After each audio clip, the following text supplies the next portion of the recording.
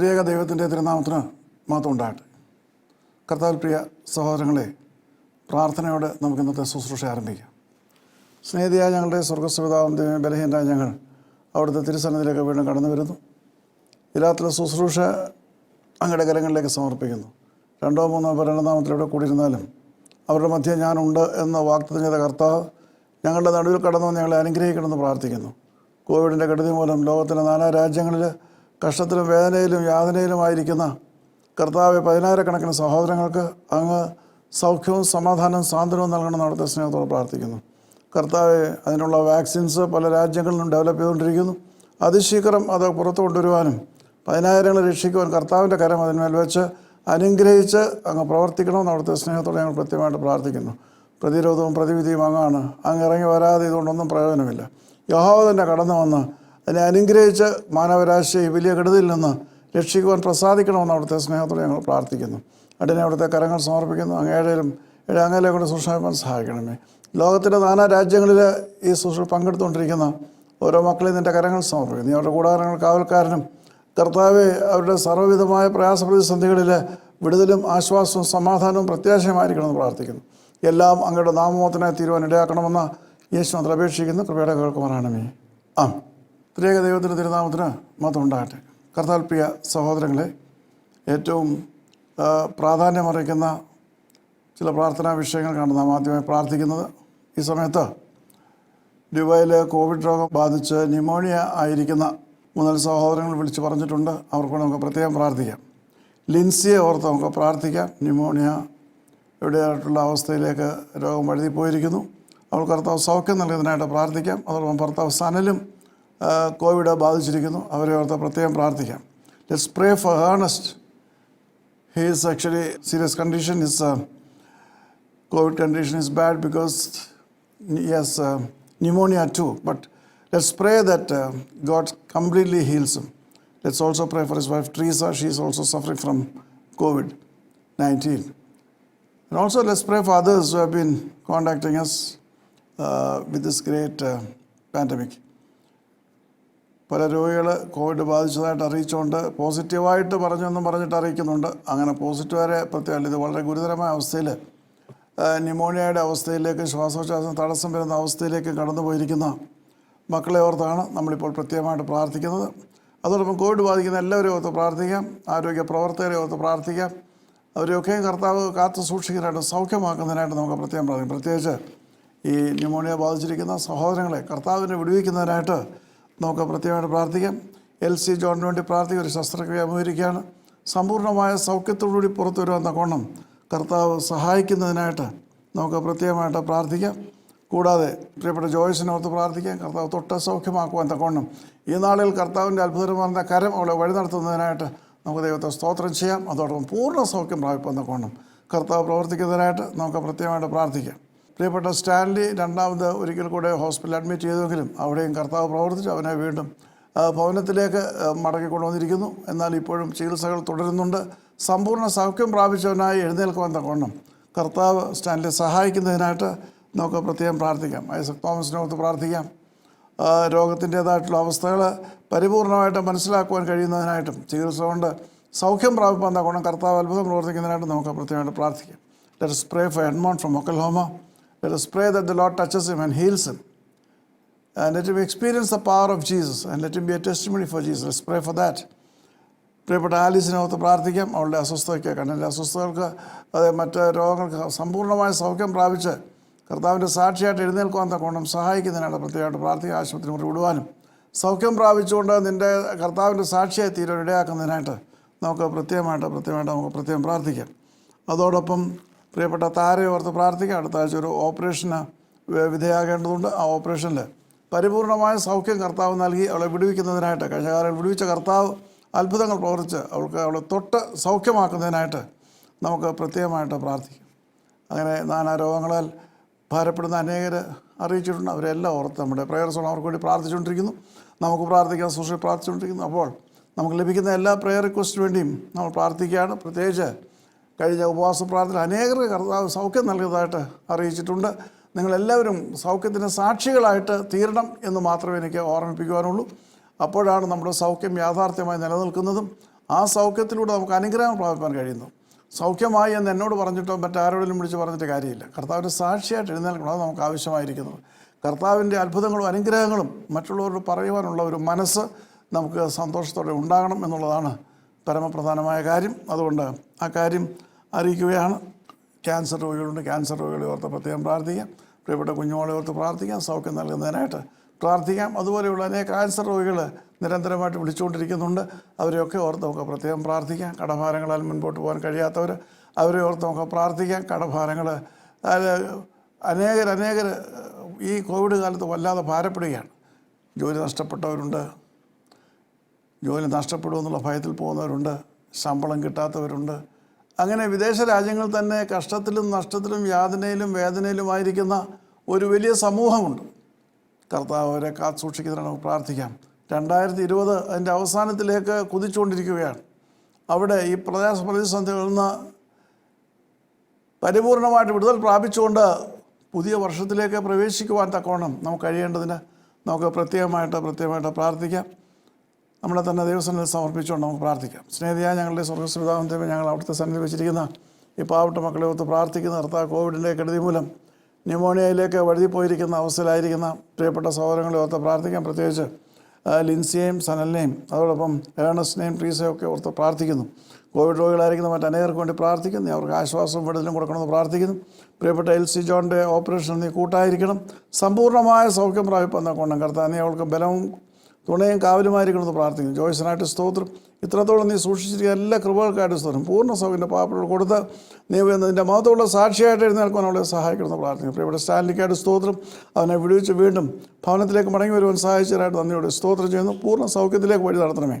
ഐസക് തോമസിന് വേണ്ടി പ്രാർത്ഥിക്കുന്ന കർത്താവ് എൻ്റെ മകന് പൂർണ്ണമായ സൗഖ്യം ലഭിക്കാൻ തക്കവണ്ണം കൃത്യമായി രോഗം കണ്ടുപിടിക്കുവാനും ചികിത്സ ലഭിക്കാനും സഹായിക്കണം. എഡ്മണ്ടിനകത്ത് പ്രാർത്ഥിക്കുന്ന കർത്താവ് പ്രിയപ്പെട്ട ആലീസിനായിട്ട് സ്തോത്രം. പൂർണ്ണ സൗഖ്യം പ്രാപിക്കാൻ തങ്ങളോടെ സഹായിക്കണമെന്ന് പ്രാർത്ഥിക്കുന്നു. താരയോർത്ത് പ്രാർത്ഥിക്കുന്ന ഒരു ഓപ്പറേഷൻ അന്ന് കൂട്ടായിരുന്ന സമ്പൂർണ്ണ സൗഖ്യത്തോടെ പുറത്തു വരുവാൻ കൃപയാൽ സഹായിക്കണമെന്ന് പ്രാർത്ഥിക്കുന്നു. അതേ കർത്താവ് രോഗസൗഖ്യത്തിന് വേണ്ടി അടിയങ്ങളെ സമീപിച്ചത് എല്ലാവരും അവിടുത്തെ കരങ്ങൾ സമർപ്പിക്കുകയാണ്. പലവിധ രോഗങ്ങൾ, പല രീതിയിലുള്ള രോഗങ്ങൾ, പല രാജ്യങ്ങളിൽ നിന്നുള്ളവർ അവരെല്ലാം അവിടുത്തെ കരങ്ങൾ സമർപ്പിക്കുകയാണ്. ജോലി നഷ്ടപ്പെട്ടവരെ ഒത്ത് പ്രാർത്ഥിക്കുന്ന, ദാരിദ്ര്യത്തിൽ ദുഃഖിക്കുന്നവരെ ഒത്ത് പ്രാർത്ഥിക്കുന്ന കർത്താവ് നീ അവിടെയൊക്കെയും പ്രവർത്തിക്കണമെന്ന് നിൻ്റെ സ്നേഹത്തോടെ ഞങ്ങൾ പ്രത്യേകമായിട്ട് പ്രാർത്ഥിക്കുകയാണ്. നിൻ്റെ നാമത്തിലൂടെയൊക്കെ മഹത്വപ്പെടുവാൻ സഹായിക്കണമേ കർത്താവ്. ക്യാൻസർ രോഗികളെ ഒത്ത് പ്രാർത്ഥിക്കുന്നു. അവിടുത്തെ വിടുതലും ആശ്വാസവും നൽകണമേ. ആരോഗ്യ പ്രവർത്തകരെ ഒത്ത് പ്രാർത്ഥിക്കുന്നു. നീ അവർക്ക് വേണ്ടി പ്രവർത്തിക്കണമെന്ന് പ്രത്യേകമായിട്ട് പ്രാർത്ഥിക്കുന്നു. സുരക്ഷിതമായി പരിപാലിക്കണമേ. അങ്ങനെ കർത്താവെ, കഷ്ടത്തിലും നഷ്ടത്തിലും വേദനയിലും യാതനയിലുമായിക്കൊണ്ട് നിൻ്റെ മുഖത്തേക്ക് നോക്കി വിളിക്കുന്ന ഓരോരുത്തരും നിൻ്റെ കരങ്ങൾ സമർപ്പിക്കുകയാണ്. നീ എന്നെ ആശ്വാസവും വിടുതലും പ്രത്യാശ നൽകി അവരെ വഴി നടത്തുകയും അനുഗ്രഹിക്കുകയും ചെയ്യണമെന്ന് യേശു മാത്രം അപേക്ഷിക്കുന്ന കൃപയുടെ കേൾക്കുവാനാണമേ. ആമേൻ. ത്രിയേക ദൈവത്തിൻ്റെ തിരുനാമത്തിന് മഹത്വം ഉണ്ടാകട്ടെ. കർത്താൽ പ്രിയ സഹോദരങ്ങളെ, അനുഗ്രഹിക്കപ്പെട്ട ഒരു ഏകദിന ഉപവാസ പ്രാർത്ഥനയാണ് നാം പിന്നിട്ടത്. ആ ഉപവാസ പ്രാർത്ഥനയിൽ അനേക സഹോദരങ്ങൾക്ക് സൗഖ്യം ലഭിക്കുകയും പ്രയാസ പ്രതിസന്ധികൾക്ക് വിടുതൽ ലഭിക്കുകയൊക്കെ ചെയ്തിട്ടുണ്ട്. കുറച്ച് പേരൊക്കെ വിളിച്ച് പറഞ്ഞിട്ടുണ്ട്. എന്നാൽ അതിലൊക്കെ എത്രയോ മടങ്ങ് അധികമാണ് ഈ ഉപവാസ പ്രാർത്ഥനയിൽ അനുഗ്രഹം പ്രാപിച്ചതെന്ന് ദൈവത്തിൻ്റെ പരിശുദ്ധാത്മാവ് ഓർമ്മിപ്പിക്കുന്നുണ്ട്. ദൈവത്തിൻ്റെ സൗഖ്യത്തെക്കുറിച്ചും ദൈവത്തിൻ്റെ അത്ഭുതങ്ങളെക്കുറിച്ചും സാക്ഷികളായി തീരുവാൻ നമുക്ക് കഴിയണം എന്ന് മാത്രം ഞാൻ ഓർമ്മിപ്പിക്കുന്നു. അപ്പോഴാണ് അതൊക്കെ നിലനിൽക്കുന്നതും അത് നിമിത്തം നമുക്ക് പുതിയ അനുഗ്രഹങ്ങളിലേക്ക് പ്രവേശിക്കുവാൻ കഴിയുന്നതും എന്നുള്ളത് പ്രത്യേകമായിട്ട് ഞാൻ ഒരിക്കൽ കൂടി നിങ്ങളെ ഓർപ്പിക്കട്ടെ. നാം ഈ ഉപവാസ പ്രാർത്ഥനയിൽ ആരംഭിച്ച ഒരു പ്രത്യേക ശുശ്രൂഷയായിരുന്നു സീനിയർ സിറ്റിസൺസ് സോദരി സംഗമം. ഒരു ഉപവാസ പ്രാർത്ഥനയുടെ പരിധിയിൽ നിന്നുകൊണ്ട് അതിനെക്കുറിച്ച് വിശദീകരിക്കാൻ തക്കവണ്ണം അധികം സമയമെടുക്കുവാൻ കഴിഞ്ഞില്ല. അപ്പോൾ അത് കഴിഞ്ഞ ശേഷം പല സഹോദരിമാരും വിളിച്ച് അതിൽ അംഗത്വം എടുക്കുന്നുണ്ട്. അപ്പോൾ അതിനെക്കുറിച്ച് കൂടുതൽ മനസ്സിലാക്കുവാൻ ആഗ്രഹിക്കുന്നുണ്ട്. എന്തിനാണ് ഇപ്രകാരം ഒരു ശുശ്രൂഷ എന്ന് ചോദിച്ചവരുമുണ്ട്. നാം നോക്കുമ്പോൾ സീനിയർ സിറ്റിസൺസിന് വേണ്ടിയിട്ടൊക്കെ ചില ശുശ്രൂഷകൾ, ചില ഇടവകളിലൊക്കെ ഉണ്ട്. പ്രാർത്ഥന നടത്തുന്നുണ്ട് സീനിയർ സിറ്റിസൺസ് എന്നും പറഞ്ഞ പ്രാർത്ഥനകളൊക്കെ ഉണ്ട്. എന്നാൽ ഈ സീനിയർ സിറ്റിസൺസിൻ്റേതായിട്ടുള്ള കൂടിവരവിൽ പോലും സ്ത്രീകൾക്ക് അർഹമായിട്ടുള്ള പ്രാതിനിധ്യമോ സ്ഥാനമോ ലഭിക്കുന്നില്ല എന്നുള്ളത് ഒരു യാഥാർത്ഥ്യമായിട്ട് ഞാൻ മനസ്സിലാക്കും. കാരണം അവരെപ്പോഴും വീട്ടുവേലയും അടുക്കള ജോലിയും മറ്റു കാര്യമായിട്ട് ഇങ്ങനെ മുന്നോട്ട് പോകണം. പുരുഷന്മാർ സീനിയർ സിറ്റിസൺ ആണെങ്കിൽ അവരവരുടേതായിട്ടുള്ള ഒരു സെറ്റപ്പിൽ സാമൂഹികമായിട്ടുള്ള ഇടപാടുകളിലൊക്കെ ഇങ്ങനെ മുൻപോട്ട് പോവുകയാണ്. അപ്പോൾ ഇതിൻ്റെയൊക്കെ നടുവിൽ പാർശ്വവൽക്കരിക്കപ്പെടുന്നത് സഹോദരിമാരാണ്. മറ്റാരോടും പറയുവാൻ കഴിയാതെ, വർത്തമാനം പറയാൻ കഴിയാതെ ഇരിക്കുന്നത്. സാധാരണഗതിയിൽ ഈ സീനിയർ സിറ്റിസൺസ് എന്ന് പറയുന്ന ആ വിഭാഗം ഇന്ന് വളരെ വർദ്ധിച്ചിരിക്കുന്ന ഒരു കാലഘട്ടത്തിലൂടെയാണ് നാം കടന്നു പോകുന്നത്. കാരണം പലരും റിട്ടയർ ചെയ്ത് നാട്ടിൽ വന്നു, മക്കളെല്ലാം വിദേശത്ത് പോകുമ്പോൾ അതേ ആ ഒരു അവസ്ഥയിൽ സീനിയർ സിറ്റിസൺസ് തനിച്ചാണ് പല വീടുകളിലും ഉള്ളത്. അവർക്ക് പരസ്പരം ആശയവിനിമയം ചെയ്യാൻ എത്ര നേരം സാധിക്കും? രാവിലെ മുതൽ വൈകുന്നേരം വരെ വീട്ടിൽ കുത്തിയിരിക്കുക, അല്ലാതെ പ്രത്യേകിച്ച് കഴിഞ്ഞ 9 മാസക്കാലം കോവിഡിൻ്റേതായ കെടുതി കൊണ്ട് അതേ ആരാധിക്കുവാൻ പോലും കഴിയാതെ, പള്ളിയിൽ പോലും പോകാൻ കഴിയാത്ത അവസ്ഥയിൽ കൂട്ടിലിട്ടിരിക്കുന്ന പക്ഷികളെ പോലെയാണ്. അതിൽ ഏറെ പങ്ക് സഹോദരങ്ങളെന്ന് പറയുന്നതിന് എനിക്ക് യാതൊരു സംശയമില്ല. അപ്പോൾ ഇങ്ങനെ യാതൊന്നും ചെയ്യുവാനില്ല, യാതൊന്നുമില്ല, ജീവൻ തന്നെ മുരടിക്കുകയും മുഷിക്കുകയും ചെയ്യുന്നൊരവസ്ഥയിലാണ് മുൻപോട്ട് പോകുന്നത്. അത് പ്രത്യേകിച്ചും പുരുഷന്മാരാണെങ്കിൽ അവർ ടെലിഫോണിൻ്റെ വല്ലതൊക്കെ വിളിക്കുകയും പറയുകയൊക്കെ ചെയ്തുകൊണ്ടിരിക്കുക. പക്ഷേ സ്ത്രീകളെ സംബന്ധിച്ച് അസഹ്യമായിട്ടുള്ള ഒരവസ്ഥയാണ്. പലപ്പോഴും പല സഹോദരിമാരും എന്നെ വിളിക്കാറുണ്ട്. അവരോട് എല്ലാ ദിവസവും വിളിക്കുന്ന സ്ത്രീകൾ പോലും ഉണ്ട്. കാരണം ആരുമില്ല വീട്ടിൽ. മക്കളൊക്കെ വിദേശത്ത് വലിയ ഉദ്യോഗമാണ്, ശമ്പളം ഒരുപാടുണ്ട്. അതെ, മാസം തോറും എന്തെങ്കിലും തുക അയച്ചു കൊടുക്കുക, ഇവിടെ ജീവിച്ചോളാൻ പറഞ്ഞൊരു വീട് പിടിച്ചിട്ട് ഈ വീട്ടിൻ്റെ 4 ചുവരുകൾക്കുള്ളിൽ അവർ തനിച്ചാണ്. എന്തെങ്കിലും ഒന്ന് സംഭവിച്ചാൽ പോലും ആരും അറിയുകയില്ല. രാത്രിയിൽ എന്തെങ്കിലും സംഭവിക്കുമെന്ന് ഭയന്ന ഓരോ രാത്രിയിലും അവർ മുൻപോട്ട് പോകുന്നത്. അപ്പോൾ ഇങ്ങനെയുള്ള സമയത്ത് അല്പം ആശ്വാസത്തിന് വേണ്ടിയിട്ട് നമ്മെ വിളിക്കാറുണ്ട്. ഞാൻ ആര് വിളിച്ചിരുന്നാലും ആ ഒരു കാര്യത്തിൽ ഏത് പാതിരാത്രിയായാലും ഞാൻ വിളിച്ച് പ്രാർത്ഥിക്കുന്നുണ്ട്. അതൊരു പതിവാണ്. അത് ഈ ശുശ്രൂഷ വരുന്ന എല്ലാവർക്കും അറിയാം. എന്നാൽ ഇങ്ങനെയുള്ള സഹോദരിമാർക്ക് ഒരു പരിഗണന ആവശ്യമുണ്ട്. അതിനു വേണ്ടിയിട്ട് അവർക്ക് ഒരുമിച്ചൊന്ന് വരുവാൻ, അവരുടെ കാര്യങ്ങൾ മനസ്സിലാക്കുവാൻ, അവരുടെ ഏകാന്തതയൊന്ന് മാറ്റുവാൻ തക്കമാണ്. ഇവരെല്ലാം ഏകാഗികളാണ്. കാരണം പല രീതികളിൽ അവർ നോക്കുമ്പോൾ അവരുടേതായിട്ടുള്ള ആ ഏകാന്തതയ്ക്ക് ഒരു മാറ്റം വരുത്തണം. ആത്മീയമായിട്ട് അവർക്ക് പലതും പ്രവർത്തിക്കാൻ അവർക്ക് കഴിയും. അവരെ ആ രീതിയിൽ ഉത്സുകരാക്കുവാൻ തക്കവണ്ണം കഴിയണം. ഇപ്പം വിധവമായിട്ടുള്ള അനേക സഹോദരിമാരുണ്ട്, അത് ഭർത്താവ് മരിച്ചുപോയവരുണ്ട്. അപ്പോൾ അവരൊക്കെ വീടുകളിൽ തനിച്ചാണ്. അപ്പോൾ അവർക്ക് വേണ്ടിയിട്ടുള്ള പ്രത്യേക പ്രോഗ്രാമൊക്കെ നമ്മൾ ടെലിവിഷനിൽ, നമ്മുടെ പ്രോഗ്രാം പ്രത്യേകമായിട്ട് അവർക്ക് വേണ്ടി അല്ലെങ്കിൽ പോലും നമ്മുടെ പ്രോഗ്രാം പ്രത്യേകിച്ച് ഈ സീനിയർ സിറ്റിസൺസ് ഒരുപാട് പേര് ഇഷ്ടപ്പെടുന്നവരാണ്. അപ്പോൾ കുറച്ചുകൂടെ മുൻപോട്ട് പോവുകയാണെങ്കിൽ അവരെ ഉൾപ്പെടുത്തിക്കൊണ്ടും അവർക്ക് വേണ്ടതായിട്ടുള്ള പുതിയ മാർഗദർശനങ്ങൾ നൽകുവാൻ തക്കവണ്ണം വേണ്ട കാര്യങ്ങളൊക്കെ ക്രമീകരിക്കുവാൻ ആഗ്രഹിക്കുന്നു. അപ്പോൾ പുരുഷന്മാരെ അതിനകത്ത് നിന്ന് മാറ്റി നിർത്തിയതല്ല, നമുക്ക് കൂടുതൽ ശ്രദ്ധ ആവശ്യമായിരിക്കുന്നത് ഈ 60 വയസ്സിനുള്ള സീനിയർ സിറ്റിസൺസ് ആയിട്ടുള്ള സഹോദരിമാർക്കാണ്. മാത്രമല്ല, ഇപ്പോൾ ഈ സഹോദരിമാരെ ഒരു ഏരിയയിൽ നമ്മുടേതായിട്ടുള്ള പരിപാടി അനുസരിച്ച് നമ്മളിപ്പോൾ ഒരു ഏരിയയിൽ നിന്ന് കുറച്ച് സഹോദരിമാരുണ്ടെങ്കിൽ അവരെ അവിടെ തന്നെ പരസ്പരം അവർക്ക് ബന്ധപ്പെടുവാൻ തക്കവണ്ണം അവരെ യോജിപ്പിക്കത്തക്ക രീതിയിലുള്ള സംവിധാനങ്ങൾ നമ്മൾ ഉണ്ടാക്കും. അതുകൊണ്ട് ഇപ്പോൾ ഒരാവശ്യം വന്നു എന്നാൽ മനസ്സിലാക്കുവാൻ തന്നെ അടുത്ത് ചെന്ന് സാധനം പറയാം. ഒരു പക്ഷേ ഇവിടെ തിരുവനന്തപുരത്ത് നിന്ന് അവിടെ ചെല്ലുവാൻ ബുദ്ധിമുട്ടായിരിക്കാം. പക്ഷേ ഇപ്പോൾ കോട്ടയത്തു നിന്ന് 5, 6, 7 സഹോദരിമാരെ ഈ ശുശ്രൂഷ ഉണ്ടെങ്കിൽ അവർക്ക് പരസ്പരം മനസ്സിലാക്കുവാനും എന്തെങ്കിലും ആവശ്യമുണ്ടെങ്കിൽ അവർ അങ്ങോട്ടും ഇങ്ങോട്ടും ഷെയർ ചെയ്യാനൊക്കെ ഉള്ളൊരു വലിയ മുഖാന്തരം, ഒരു നെറ്റ്വർക്കാണ്. അപ്പോൾ ഇത് ഇവിടെ മാത്രം നടത്തപ്പെടുന്നൊരു ശുശ്രൂഷയാണ്. ഇതിപ്പോൾ നിങ്ങൾ എവിടെയൊക്കെ ആയിരുന്നാലും ശരി, അമേരിക്കയിലായിരുന്നാലും ശരി, ഇംഗ്ലണ്ടിലായിരുന്നാലും ശരി, ഏത് രാജ്യത്തായിരുന്നാലും ഈ സീനിയർ സിറ്റിസൺസ് സഹോദരി സമൂഹം എന്ന് പറയുമ്പോൾ നിങ്ങൾക്ക് എല്ലാവർക്കും ഇതിൽ പങ്കാളികളാകുമ്പോൾ എല്ലാവരെയും ഒരുമിച്ച് കൊണ്ടുപോകുന്ന ഒരവസ്ഥ, കാര്യങ്ങൾ മനസ്സിലാക്കുവാൻ തക്കവണ്ണം കഴിയും. മാത്രമല്ല, നമ്മുടേതായിട്ടുള്ള ചാനലിലൂടെ നിങ്ങൾക്ക് വേണ്ടിയിട്ടും നിങ്ങളുടേതായിട്ടുള്ള പരിപാടികളും അവതരിപ്പിക്കാൻ തക്കവണ്ണമുള്ള സാഹചര്യങ്ങളുണ്ട്. അപ്പോൾ എനിക്ക് നിങ്ങളോട് സംസാരിക്കുവാൻ നമ്മൾ ചാനലുണ്ട്, ഏത് സമയത്തും സംസാരിക്കാനുള്ള സൗകര്യവും സാഹചര്യമുണ്ട്. അപ്പോൾ അപ്രകാരം എല്ലാവരെയും കൂട്ടിച്ചേർത്തുകൊണ്ട് നിങ്ങളുടേതായിട്ടുള്ള ഇടുങ്ങിയതായിട്ടുള്ള ഞെരുങ്ങിയതായിട്ടുള്ള ഏകാന്തമായുള്ള ജീവിതത്തിന് ഒരു അറുതി വരുത്തുവാൻ തക്കമാണ്. കാരണം കർത്താവിന് വേണ്ടി പ്രവർത്തിക്കാൻ വലിയ സമയമാണ് ലഭിച്ചിരിക്കുന്നത്. ഒരു വിധത്തിൽ പറഞ്ഞാൽ ഈ എല്ലാവരും റിട്ടയർമെൻറ്റ് ലൈഫ് എന്നൊക്കെ പറഞ്ഞിരിക്കും. പക്ഷേങ്കിൽ ഇപ്രകാരമുള്ള അവസ്ഥയിൽ കർത്താവിന് വേണ്ടി പ്രവർത്തിക്കുവാൻ തക്കവണ്ണം സീനിയർ സിറ്റിസൺസിനെ പോലെ മറ്റാർക്കും കഴിയുകയില്ല. എന്നാൽ അവരുടെ പ്രവർത്തനമാണ് ഏറ്റവും മന്ദീഭവിച്ചിരിക്കുന്നത്. പിശാച് വിദഗ്ധമായിട്ട് കോവിഡിൻ്റെ പേരും പറഞ്ഞുകൊണ്ട് അവർക്ക് പുറത്തിറക്കാൻ കഴിയത്തില്ലെന്ന് പറഞ്ഞാൽ പിന്നെ പ്രവർത്തനം നിന്ന് പോകുമല്ലോ. അപ്പോൾ അങ്ങനെയുള്ള സാഹചര്യങ്ങൾ കർത്താവിന് വേണ്ടി പ്രവർത്തിക്കാൻ അനേകമായ കാര്യങ്ങളുണ്ട്. അതിനുവേണ്ടി സന്നദ്ധത വേണം. രാവിലെ എഴുന്നേറ്റ് കുളിച്ചു, പല്ല് കഴിച്ചു, അതേ ബ്രേക്ക്ഫാസ്റ്റ് ഒരുക്കി കഴിച്ചു, പിന്നെ ചുമ്മാതെ വീട്ടിൽ നിന്ന് പത്രം വായിച്ചു, അങ്ങനെ ഒന്ന് ഉച്ചക്കിടന്ന് ഉറങ്ങി, പിന്നെയും രാവിലെ പിന്നെയും വൈകിട്ട് എഴുന്നേറ്റു. ഇതൊരു യാന്ത്രികമായിട്ടുള്ള ജീവിതമാണ് പലരും പോകുന്നത്. സന്തോഷമില്ല, സമാധാനമില്ല. മക്കളെന്ന് പറഞ്ഞാൽ എല്ലാ ദിവസവും വിളിക്കാൻ പറ്റുമോ, എല്ലാ ദിവസവും വരാൻ പറ്റുമോ? അപ്പോൾ വിദേശ രാജ്യത്താണ് മിക്കവാറും പേരുടെ മക്കൾ. അങ്ങനെയൊക്കെയുള്ള സാഹചര്യങ്ങളിൽ എന്നെ വിശദീകരിക്കുന്നില്ല.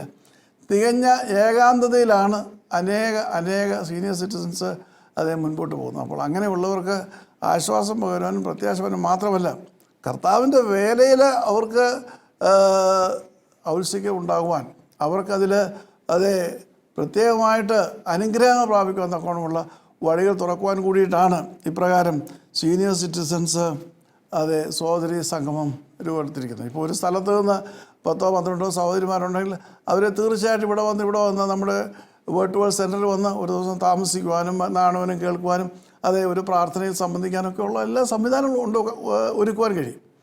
കാരണം നിങ്ങളുടേതായിട്ടുള്ള ജീവിതചര്യയിൽ ഇപ്പോൾ വേറാരുമില്ല. അപ്പോൾ കർത്താവിൻ്റെ സാന്നിധ്യം അനുഭവിച്ചുകൊണ്ട് കർത്താവിന് വേണ്ടി പ്രവർത്തിക്കുവാൻ തക്കവണ്ണമുള്ളൊരു വലിയ അനുഗ്രഹമാണ് നമ്മുടെ മുൻപിലുള്ളത്. അപ്പോൾ അതിനെ തക്കത്തിൽ ഉപയോഗിക്കുവാനും സ്വർഗീയ കൃപകൾ പ്രാപിച്ചുകൊണ്ട് മുൻപോട്ട് പോകാൻ തക്കവണ്ണം ഒരു വേദി ഒരുക്കുവാനാണ് ഈ സീനിയർ സിറ്റിസൺസ് സഹോദരി സംഗമം രൂപപ്പെടുത്തിയിരിക്കുന്നത്. ദൈവമാതാവിൻ്റെ മധ്യസ്ഥയും പരിശുദ്ധ പിതാക്കന്മാരുടെ കാവലും ഒക്കെ ഇതിന്മേലുണ്ട്. പരിശുദ്ധാത്മാവ് പ്രത്യേകമായിട്ട് അപ്രകാരം തുടങ്ങുവാൻ പറഞ്ഞിരിക്കുന്നതിൻ്റെ കാരണം തന്നെ കൂടുതൽ നിങ്ങളുടെ യാതനകൾക്കും വേദനകൾക്കും മറുപടി നൽകുവാൻ മാത്രമല്ല, കർത്താവിന് വേണ്ടി പ്രവർത്തിക്കുവാനുള്ള വേദി ഒരുക്കി കയറുക എന്നുള്ളത് കൂടി അതിൻ്റെ പ്രധാനപ്പെട്ട ലക്ഷ്യമാണ്. നിങ്ങളായിരിക്കുന്ന സ്ഥാനത്ത് ഏതെല്ലാം തരത്തിൽ നിങ്ങൾക്ക് പ്രവർത്തിക്കാൻ കഴിയും. അപ്പോൾ അങ്ങനെ ഒരു പ്രവർത്തനങ്ങളിലേക്ക് വന്നു കഴിയുമ്പോഴേക്കും നിങ്ങളുടേതായിട്ടുള്ള എല്ലാവിധമായ ഈ മുരടിച്ച അവസ്ഥയും മാറും. കർത്താവിന് വേണ്ടി ഉത്സാഹത്തോടെ പ്രവർത്തിക്കുവാൻ, പരിശുദ്ധാത്മ നിറവിൽ പ്രവർത്തിക്കുവാൻ, ശക്തിയിൽ പ്രവർത്തിക്കാൻ കഴിയുമ്പോൾ വളരെയധികം സന്തോഷമുണ്ടാകും. ചില സഹോദരിമാർ എന്നെ വിളിച്ച് പറഞ്ഞു, ഉപവാസം വളരെ അനുഗ്രഹമായിരുന്നു, ഞങ്ങൾക്ക് പുതിയൊരു ദർശനം ലഭിച്ചു എന്നാണ് പറയുന്നത് മുൻപോട്ട് പോകുവാൻ. അപ്പോൾ ഇപ്രകാരമുള്ള ഒരു ശുശ്രൂഷ ആരംഭിക്കുകയും മാത്രമല്ല അതിനായിട്ട് പൂർണ്ണമായിട്ട് പ്രിയപ്പെട്ട രാജ്യയെ ചുമതലപ്പെടുത്തുകയും ചെയ്തെന്ന് പറയുമ്പോൾ നിങ്ങളുടെ സ്പന്ദനം അപ്പോഴപ്പോഴും എനിക്ക് മനസ്സിലാക്കുവാൻ തക്കവണ്ണമുള്ള ഒരു മുഖാന്തരമായിട്ടാണ് ഇത് ക്രമീകരിച്ചിരിക്കുന്നത്. പ്രയാസം വരുമ്പോൾ എപ്പോഴും എന്നെ കിട്ടുകയിൽ ഞാൻ ഒരു ശുശ്രൂഷയിലായിരിക്കും, അല്ലെങ്കിൽ മറ്റു കാര്യങ്ങളിൽ വ്യാപൃതനായിരിക്കും, അല്ലെങ്കിൽ യാത്ര ഉപവാസ പ്രാർത്ഥന നയിക്കുകയായിരിക്കും. പക്ഷെ ആ സമയത്തൊക്കെയും സദാ നിങ്ങൾക്ക് പറയുവാനും നിങ്ങളുടെ സങ്കടങ്ങൾ പറയുവാനും ഉടനടി എന്നെ വിവരം അറിയിക്കാനും ഒക്കെയുള്ള മുഖാന്തരങ്ങളാണിതുള്ളത്. അപ്പോൾ ചിലർ ചോദിച്ചത് സാമ്പത്തിക സഹായം ലഭിക്കുമോ? നാം ഏത് കാര്യം പറയുമ്പോഴും ആദ്യമേ ചിന്തിക്കുന്ന സാമ്പത്തിക സഹായമാണ്. സാമ്പത്തിക സഹായമല്ല ഇതിൻ്റെ ലക്ഷ്യം. കർത്താവിന് വേണ്ടി കൂടുതലായിട്ട് പ്രവർത്തിക്കുവാനും സകല ബുദ്ധിയും കവിയുന്ന ദൈവത്തിൻ്റെ സമാധാനം അനുഭവിച്ചുകൊണ്ട് മുരടിച്ച ജീവിതത്തിന് ഒരു അറുതി വരുത്തിക്കൊണ്ട് പുതിയ വെളിച്ചത്തിലേക്ക് നയിക്കുവാൻ തക്കവണ്ണമുള്ള ഒരു വേദിയായിട്ടാണ് ഇത് ക്രമപ്പെടുത്തുന്നത്. അതിനിടെ സാമ്പത്തികമായിട്ടുള്ള തകർച്ചകളുണ്ട്, സാമ്പത്തികമായ പ്രയാസങ്ങളുണ്ട്, തീർച്ചയായിട്ടും അത് പരിഗണിക്കാനുണ്ട്. പക്ഷേ അതല്ല ഇതിൻ്റെ അത്യന്ത ലക്ഷ്യം. അതുകൊണ്ട് ഉന്നമേൻ്റെ രാജ്യവും നീതിയും അന്വേഷിക്കുക, അതോടുകൂടി ഞാൻ നിങ്ങൾക്ക് സകലതും തരുമെന്ന് വാഗ്ദത്തം ചെയ്ത കർത്താവിൻ്റെ വലിയ സാന്നിധ്യവും സാമീപ്യവും ഉണ്ടാക്കി എടുക്കുവാൻ തക്കവണ്ണമുള്ള ഒരു ക്രമീകരണമാണ്. പ്രത്യേകിച്ച് ഇന്ന് നമ്മുടേതായിട്ടുള്ള ഭവനത്തിൻ്റെ ഇൻഫ്രാസ്ട്രക്ചറിലേക്ക് നോക്കുമ്പോൾ അതിലേറ്റവും തള്ളപ്പെട്ടിരിക്കുന്ന ഒരു വിഭാഗമാണ് ഈ സീനിയർ സിറ്റിസൺസ് ആയിരിക്കുന്ന സഹോദരിമാർ. അവരെ പ്രത്യേകമായിട്ട് ശുശ്രൂഷിക്കുവാനും കരുതുവാനും സ്നേഹിക്കുവാനും സർവോപരി ദൈവവേലയിൽ പ്രശോഭിതരാക്കുവാൻ തക്കവണ്ണമാണ് ദൈവത്തിൻ്റെ പരിശുദ്ധാത്മാവ് ഇപ്രകാരം ഒരു ശുശ്രൂഷയ്ക്ക് നേതൃത്വം നൽകുവാൻ തക്കവണ്ണം നമ്മോട് കൽപ്പിച്ചിരിക്കുന്നത്. അതാണ് അതിനാരംഭം. അത് അനേകം ചെയ്തുകൊണ്ടിരിക്കുന്നത്. അല്പം മുമ്പ് 2 പേര് ജോയിൻ ചെയ്തു, പിന്നെ പലരും ജോയിൻ ചെയ്തുകൊണ്ടിരിക്കുന്നു. അത് ഏറ്റവും സന്തോഷകരമായ കാര്യമാണ്. അതിൻ്റെ പൂർണ്ണതയുള്ള രൂപം ഒരു 2 ആഴ്ച കഴിഞ്ഞ് അത് ക്ലോസ് ചെയ്യും.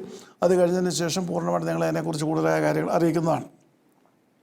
ഡിസംബർ മാസം എന്ന് പറയുന്നത് നമ്മുടെ വേർട്ടുവൽ മിനിസ്ട്രീസ് സാക്ഷ്യത്തിൻ്റെ മാസമായിട്ടാണ് ഉപയോഗിക്കുന്നത്. ഈ ശുശ്രൂഷകൾ പങ്കെടുക്കുന്നവരും ഇതിൻ്റെ അംഗങ്ങളുമെല്ലാം കർത്താവിനെക്കുറിച്ചുള്ള സാക്ഷ്യങ്ങളുമായിട്ട് ഏറ്റവും അധികം പ്രവർത്തിക്കേണ്ട മാസമാണ് ഡിസംബർ മാസം. 11 മാസം കടന്നുപോയി. യേശുക്രിസ്തുവിന് വേണ്ടി എത്രമാത്രം നിങ്ങൾക്ക് സാക്ഷികളാകാൻ കഴിഞ്ഞിട്ടുണ്ട്? അതിൻ്റെ എല്ലാവിധമായ ന്യൂനതകളും മാറ്റിക്കൊണ്ട് യേശുക്രിസ്തു വേണ്ടി സാക്ഷികളാകുവാൻ തക്കവണ്ണമാണ് ഇനിയുള്ള ദിവസങ്ങളിൽ നാം ശ്രമിക്കേണ്ടത്.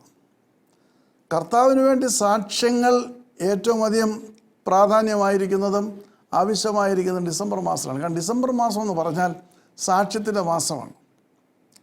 ഞാൻ ചോദിച്ചാൽ എന്തുകൊണ്ടാണ് ഡിസംബറിന് പ്രത്യേകത?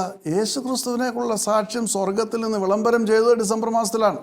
നാം ലൂക്കോസിൻ്റെ സുവിശേഷം 2-ാം അധ്യായം 10-11 വാക്യങ്ങൾ വായിക്കുമ്പോൾ ദൂതൻ അവരോട് പറഞ്ഞത് ഭയപ്പെടേണ്ട, സർവ്വജനത്തിനും ഉണ്ടാകുവാനുള്ള ഒരു മഹാസന്തോഷം ഞാൻ നിങ്ങളോട് സുവിശേഷിക്കുന്നു. കർത്താവായ ക്രിസ്തു എന്ന രക്ഷിതാവ് ദാവീദിന്റെ പട്ടണത്തിൽ ഇന്ന് നിങ്ങൾക്കായി ജനിച്ചിരിക്കുന്നു. അപ്പോൾ യേശുക്രിസ്തുവിന്റെ ജനനത്തെക്കുറിച്ച് ആദ്യമായി സാക്ഷ്യം പറയുന്നത് സ്വർഗത്തിലെ ദൂതന്മാരാണ്. അത്യുന്നതനായ ദൈവമാണ് മാനവരാശിയോട് ഈ കാര്യം വിളംബരം ചെയ്യുന്നത്. ദൈവത്തിൻ്റെ ദൂതനാണ് ഇത് പ്രഖ്യാപിക്കുന്നത്. എന്താ പ്രഖ്യാപിച്ചത്? അതെ, ഭയപ്പെടേണ്ട, സകല ജനത്തിനും ഉണ്ടാകുവാനുള്ളൊരു മഹാസന്തോഷം ഞാൻ നിങ്ങളോട് സുവിശേഷിക്കുന്നു. സാക്ഷ്യമാണ്. ഞാൻ നിങ്ങളോട് സാക്ഷിക്കുന്നു. എന്താണ്? കർത്താവ് യേശു ക്രിസ്തു എന്ന രക്ഷിതാവ് ദാവീദിൻ്റെ പട്ടണത്തിൽ ഇന്ന് നിങ്ങൾക്കായി ജനിച്ചിരിക്കും. ഇതാ സാക്ഷ്യം. യേശു ക്രിസ്തുവിനെ കുറിച്ചുള്ള ലോകത്തിലെ ആദ്യത്തെ സാക്ഷ്യമാണത്. ആ സാക്ഷ്യം പറഞ്ഞവരാണ് അതെ അത്യുന്നതനായ ദൈവം തന്നെയാണ് ആ സാക്ഷ്യത്തിൻ്റെതാണ് സൂത്രധാരൻ. അദ്ദേഹം അത്യുന്നതനായ ദൈവം തൻ്റെ ദൂതനെ അയച്ചാണ് ഈ വലിയ സത്യം ലോകത്തെ അറിയിക്കുന്നത്, ഈ മഹാസംഭവം ലോകത്തെ അറിയിക്കുന്നത്. അപ്പോൾ എനിക്കും നിങ്ങൾക്കും ഒരു വലിയ ദൗത്യമുണ്ട്. ഈ മാസം കർത്താവിൻ്റെ ജനനത്തെക്കുറിച്ച് ദൈവം ലോകത്തെ അറിയിച്ച മാസമാണ്. കർത്താവ് യേശു ക്രിസ്തു പൂജാതം ചെയ്ത് നമ്മൾ ആഘോഷിക്കുന്ന മാസവുമാണ് ഡിസംബർ മാസം. അതുകൊണ്ട് യേശു ക്രിസ്തുവിനെ കുറിച്ച് മറ്റുള്ളവരോട് പറയുവാൻ തക്കവണ്ണമുള്ള ഏറ്റവും വലിയ ഒരു അവസ്ഥ നമ്മുടെ ജീവിതത്തിൽ ഉണ്ടാകണം. അതിനുവേണ്ടി ഒരു ആവേശം നമുക്കുണ്ടാകും, ഒരു തീഷ്ണത നമുക്കുണ്ടാകണം. അതുകൊണ്ട് ഈ ശുശ്രൂഷ എന്നോടൊപ്പം പങ്കെടുക്കുന്ന എല്ലാ സഹോദരങ്ങളും യേശുക്രിസ്തുവിനെ കുറിച്ച് മറ്റുള്ളവരോട് പറയണം. യേശുക്രിസ്തുവിൻ്റെ ജനനം ലോകത്തെ അറിയിച്ച ദൈവത്തിൻ്റെ ദൂതനാണ് യേശുക്രിസ്തുവിൻ്റെ കുറിച്ചുള്ള ആദ്യത്തെ സാക്ഷ്യം പറഞ്ഞത്. അപ്പോൾ നമുക്കും അങ്ങനെ പറയുവാൻ കഴിയണം. നമ്മുടെ ജീവിതത്തിൽ യേശുക്രിസ്തുവിനുള്ള പ്രാധാന്യം, യേശുക്രിസ്തു എങ്ങനെയാണ് നമ്മുടെ ജീവിതത്തിൽ അത്ഭുതങ്ങൾ പ്രവർത്തിച്ചത്, യേശുക്രിസ്തു എങ്ങനെയാണ് നമ്മളെ നയിക്കുന്നത്, അതൊക്കെയും നമുക്ക് പറയുവാൻ തക്കവണ്ണം കഴിയണം എന്നുള്ളത് ഒരു വലിയ യാഥാർത്ഥ്യമാണ്. പക്ഷേ പലപ്പോഴും നമുക്കത് കഴിയുന്നില്ല. അതുകൊണ്ട് ഈ ഡിസംബർ മാസത്തിൽ നമ്മൾക്ക് കഴിയുന്നത്ര സാക്ഷികൾ, ഞാൻ ജീസസ് വിറ്റ്നസ് എന്ന് പറഞ്ഞൊരു സാക്ഷ്യ ശുശ്രൂഷ ആരംഭിച്ചു. ആദ്യത്തെ മാസം 100 പേരുണ്ടായിരുന്നു, രണ്ടാമത്തെ മാസം 60 പേര്, 50 പേര്, 40 പേര്, 2 പേരോട് പറഞ്ഞു, 3 പേരോട് പറഞ്ഞു. അവസാനം 5-6 മാസം ഒരു കപ്പിള് അവർ പറഞ്ഞു, ഇത്ര പേരോട് പറഞ്ഞു. പിന്നെ ഒരു 7-8 മാസം കഴിഞ്ഞപ്പോൾ അത് നിന്നു. ഇപ്പോഴങ്ങനെ ഒരു കാര്യമേ ആരും ചിന്തിച്ചിട്ടില്ല, എല്ലാം മറന്നു. കാരണം കർത്താവിന് വേണ്ടിയുള്ള സാക്ഷ്യങ്ങൾ പറയുവാൻ കഴിയുന്നില്ല. We forget many a times to be a testimony for Jesus. You see, we forget so many things and in that pile we forget to be a testimony for Jesus. But we need more blessings from Jesus. But we cannot be a testimony for the miracles and the wonderful things that Jesus is doing for us. That's the problem. അതുകൊണ്ട് ആട്ടിടയന്മാർ ഈ സാക്ഷ്യം കേട്ടു, അല്ലെങ്കിൽ ഈ സുവിശേഷം കേട്ടു. എന്നിട്ട് അവരെന്താ ചെയ്തത്? നാം 17-ാം വാക്യം വായിക്കുമ്പോൾ, അവർ അത് കണ്ടപ്പോൾ ഈ ശിശുവിനെ കുറിച്ച് തങ്ങളോട് പറഞ്ഞ വാക്ക് പുറത്തറിയിച്ചു. അവർ സാക്ഷികളായി. സ്വർഗത്തിലെ ദൂതൻ വിളംബരം ചെയ്ത് അവരെ അറിയിച്ച ആ വലിയ സാക്ഷ്യം അവർ മറ്റുള്ളവരെ അറിയിച്ചു. ഇടയന്മാർ, ലോകം അറിയുന്നത് ഇടയന്മാരിലൂടെയാണ്. ഇടയന്മാരറിഞ്ഞത് സ്വർഗത്തിലെ ദൈവത്തിൻ്റെ ദൂതൻ അവർക്ക് അത് പ്രത്യക്ഷപ്പെട്ട് പറയുമ്പോഴാണ്. അതുകൊണ്ട് നാം ഈ ഡിസംബർ മാസത്തിൽ ആവോളം സാക്ഷ്യങ്ങൾ നമുക്ക് പറയാൻ കഴിയണം. മാത്രമല്ല, ഞാനൊരു കാര്യം തീരുമാനിച്ചിട്ടുണ്ട്. എന്നെ ഇങ്ങനെ ഞങ്ങൾ സാക്ഷ്യം പറഞ്ഞു എന്ന് അറിയിക്കുന്ന സഹോദരങ്ങൾക്ക് വേണ്ടി വാർഷിക ത്രിദിന ഉപവാസ പ്രാർത്ഥനയിൽ പ്രത്യേകമായിട്ട് പ്രാർത്ഥിക്കുന്നതാണ്. ഇവിടെ സാധാരണ പ്രെയർ റിക്വസ്റ്റൊക്കെയാണ് കുത്തിമറിയുന്നത്. അതല്ല, കർത്താവ് യേശു ക്രിസ്തുവിന് വേണ്ടി ഞാൻ ഡിസംബർ മാസം ഇത്ര പേരോട് സാക്ഷ്യം പറഞ്ഞു എന്ന് പറയുമ്പോൾ ഇത് മത്സരമൊന്നുമല്ല. ആവോളം പറയുക, 2 പേരുടെ പറഞ്ഞുള്ള അറിയിക്കുക. ആരൊക്കെ യേശുവിന് വേണ്ടി സാക്ഷ്യം പറഞ്ഞിരിക്കുന്നുവെന്ന് ബലഹീന എന്നെ അറിയിക്കുക, അല്ലെങ്കിൽ പ്രേസോണിനെ അറിയിക്കുകയാണെങ്കിൽ അവരെ ഓർത്ത് പ്രത്യേകമായിട്ട് വാർഷിക ത്രിദിന ഉപവാസ പ്രാർത്ഥനയുടെ ഒരു സെഷൻ പ്രാർത്ഥിക്കുന്നതാണ്. കാരണം പുതിയ ശക്തിയോടെ, പുതിയ പരിശുദ്ധാത്മ കൃപകളോടെ, നാം പുതുവർഷത്തിലേക്ക് പ്രവേശിക്കാൻ പോവുകയാണ്. വായ അടച്ച് സാക്ഷ്യമില്ലാത്തവനായിട്ട് കൃപ ചോദിച്ചാൽ ദൈവത്തിൽ നിന്ന് കൃപ കിട്ടുകയില്ല. പ്രിയമുള്ളവരെ, ദൈവത്തിൻ്റെ കൃപ സമ്പാദിക്കാനുള്ള ഏറ്റവും വലിയ മുഖാന്തരമാണ് യേശു ക്രിസ്തുവിന്റെ സാക്ഷികളായി തീരുക. കർത്താവ് തന്നെ സാക്ഷ്യത്തെക്കുറിച്ച് പറയുന്നുണ്ട്. അതെ, മത്തായിയുടെ സുവിശേഷം 10-ാം അധ്യായം 32-ാം വാക്യം വായിക്കുമ്പോൾ, മനുഷ്യരുടെ മുമ്പിൽ എന്നെ ഏറ്റുപറയുന്ന ഏവനെയും, മനുഷ്യന്റെ മുൻപിൽ എന്നെ ഏറ്റുപറയുന്ന ഏവനെയും, സ്വർഗസ്ഥനായ എൻ്റെ പിതാവിന്റെ മുൻപിൽ, സ്വർഗസ്ഥനായ എൻ്റെ പിതാവിന്റെ മുൻപിൽ ഞാനും ഏറ്റുപറയും. ഞാൻ ഏറ്റുപറയും. മനുഷ്യന്റെ മുമ്പിൽ എന്നെ ഏറ്റുപറയുന്ന ഏവനും എന്ന് പറയുമ്പോൾ, കർത്താവ് എനിക്കിത് ചെയ്തു, കർത്താവിൻ്റെ ദൈവമാണ്, യേശു എനിക്ക് വേണ്ടി അത്ഭുതം പ്രവർത്തിച്ചു, യേശു എന്നെ വഴി നടത്തുന്നു, യേശു എന്നെ സൗഖ്യമാക്കി, യേശു എനിക്ക് വിടുതൽ തന്നു, യേശു ഭൂതത്തിൻ്റെ കെട്ടുകളെ പൊട്ടിച്ചു. അതെ, അങ്ങനെ സാക്ഷ്യം പറയുമ്പോൾ, മനുഷ്യൻ്റെ മുമ്പിൽ സാക്ഷ്യം പറയുമ്പോൾ, ഞാൻ ഇവന് വേണ്ടിയിട്ട് ദൈവത്തിൻ്റെ മുൻപിലും സാക്ഷ്യം പറയും. അവൻ നിലവിളിക്കുമ്പോൾ അവൻ്റെ നിലവിളിയുടെ ശബ്ദം ഞാൻ സ്വർഗത്തിലെ ദൈവത്തിൻ്റെ സന്നിധിയിൽ സമർപ്പിക്കും. എന്നിട്ട് അടുത്ത വാക്യം വായിക്കുമ്പോൾ, മനുഷ്യരുടെ മുമ്പിൽ എന്നെ തള്ളിപ്പറയുന്നവനെയോ, മനുഷ്യർ എന്നെ തള്ളിപ്പറയുന്നതിനോ ഇതൊന്നും, അതൊക്കെ ഇങ്ങനെയൊക്കെ നടക്കും, അങ്ങനെയൊക്കെ അത്ഭുതം പ്രവർത്തിക്കുക. നമ്മുടെ കർത്താവിൻ്റെ കാര്യം കൊണ്ടൊന്നുമല്ല. എൻ്റെ മിടുക്ക് കൊണ്ട്, എൻ്റെ ശക്തി കൊണ്ട്, എൻ്റെ കഴിവ് കൊണ്ട്, എൻ്റെ ബുദ്ധി കൊണ്ട്, എൻ്റെ യുക്തി കൊണ്ട്, എൻ്റെ ധനം കൊണ്ട് ഇതൊക്കെ സാധിക്കുമെന്ന് പറഞ്ഞ് യേശുവിനെ തള്ളിപ്പറഞ്ഞാൽ, സ്വർഗസ്ഥനായ എൻ്റെ പിതാവിന്റെ മുൻപിൽ, സ്വർഗസ്ഥനായ എൻ്റെ പിതാവിൻ്റെ മുൻപിൽ ഞാനും തള്ളിപ്പറയും. ഞാനും തള്ളിപ്പറയും.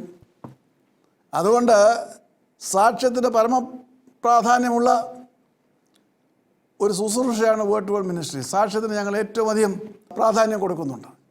ഇന്ന് ക്രൈസ്തവ സമൂഹത്തിൽ നോക്കുമ്പോൾ സാക്ഷ്യത്തിന് യാതൊരു വിധത്തിലുള്ള പ്രാധാന്യവും പ്രസക്തിയുമില്ല. ആരാധനയുടെ നടുവിൽ സാക്ഷ്യത്തിന് പ്രസക്തിയില്ല. ആരാധിക്കുക മാത്രം. ആദിമസഭ അങ്ങനെയല്ലായിരുന്നു എന്ന് ഞാൻ എപ്പോഴും പറയും. അത് സാക്ഷ്യസഭയായിരുന്നു, സാക്ഷ്യമുള്ള സഭയായിരുന്നു. യേശു ക്രിസ്തു ജീവിക്കുന്നുവെന്ന ജീവിതത്തിലെ നാനാ തലങ്ങളിലുള്ള അനുഭവങ്ങൾ വെച്ചുകൊണ്ട് അനേകാര്യങ്ങൾ സാക്ഷികളായിട്ട് പറഞ്ഞപ്പോൾ, അനേകമായിട്ട് സാക്ഷികളായി തീർന്നപ്പോൾ, മറ്റനേകർ അതിലേക്ക് കടന്നു വന്ന് ആ സാക്ഷ്യം ഉൾക്കൊണ്ടുകൊണ്ട് യേശു ക്രിസ്തുവിനെ അന്വേഷിക്കുകയും യേശു ക്രിസ്തുവോട് പ്രാർത്ഥിക്കുകയും യേശു ക്രിസ്തുവിൻ്റെ അനുഗ്രഹങ്ങൾ പിടിച്ചെടുക്കുകയും ചെയ്തു. ഇന്ന് സാക്ഷ്യം പറയാതെ എങ്ങനെയാണ് മറ്റുള്ളവർ അറിയുന്നത്? എന്നും വന്ന് ആരാധിച്ചിട്ട് പോവും. ഇപ്പോൾ 40 പേരെ 100 ആരാധിച്ചിട്ട് മടങ്ങിപ്പോകും. ആ പറയുന്ന ആരാധനയെല്ലാം പ്രാർത്ഥിക്കാൻ സമയം വരുമ്പോൾ ആ പ്രാർത്ഥിച്ചു, അല്ലേ അടിച്ചടിച്ച പ്രാർത്ഥനകൾ പ്രാർത്ഥിച്ചിട്ട് കിടന്നു. യേശു ക്രിസ്തു എനിക്ക് വേണ്ടി പ്രവർത്തിച്ച അത്ഭുതം, ഈ കോവിഡ് മഹാമാരിയിൽ നിന്ന് എങ്ങനെയാണ് രക്ഷിച്ചതെന്ന് പറയുമ്പോഴാണ് മറ്റൊരുവനും യേശുവിലേക്ക് നോക്കുവാൻ പ്രേരിതനാകുന്നത്. ഈ കഷ്ടത്തിൻ്റെ നടുവിൽ യേശു വിടുവിച്ചെന്ന് പറയുമ്പോഴാണ് മറ്റൊരുവനും അത് ചെയ്യാൻ സാധിക്കുന്നത്. When you are giving a testimony about the great deliverance you had from your sickness, how Jesus had healed you from a great disease, how Jesus has completely cured you from an ailment, it is then that somebody else also will turn to Jesus for a healing. There are so many around us who are hopeless, who have lost their hopes, who have lost everything, and they have none to look upon. But when they hear your testimony that Jesus has healed you, He has carried you, He has blessed you, well, that will prompt them to pray to Jesus. You are doubly blessed. You have already got a blessing. But by your word, somebody else is turning to Jesus. What a great privilege. So you need to be a testimony for Jesus. And December is the month of testimony. As many people as possible. How much of blessings Jesus has showered on us. Just look back. See, I am telling you to look back because I know how many prayer requests are reaching me every day. It's not through the prayer zone, but directly to me. How many telephone calls are coming every day? I know how many of them are healed. And I know how things are going forward. So I know how Jesus is performing mighty miracles every day. But I rarely hear any testimonies. And I don't bother about that because it is something to be handled by Jesus himself. You know, you have just heard me reading that passage from St. Matthew, chapter 10, verse 33. If you don't be a testimony, and if you don't stand for Jesus, He also will not stand for you. So, this is a great opportunity for you to be a testimony for Jesus. And more testimonies in the month of December. So that we will be praying for you in the month of December in the annual fasting prayer, to strengthen all the witnesses with the mighty power of the Holy Spirit to be great testimonies and witnesses in the new year 2021 and go forward. See, when I tell you that you would be strengthened to go forward as witnesses, remember, if you have to be a testimony for Jesus or a witness for Jesus, you need to have good health. You will have to have strength. So, amid this pandemic,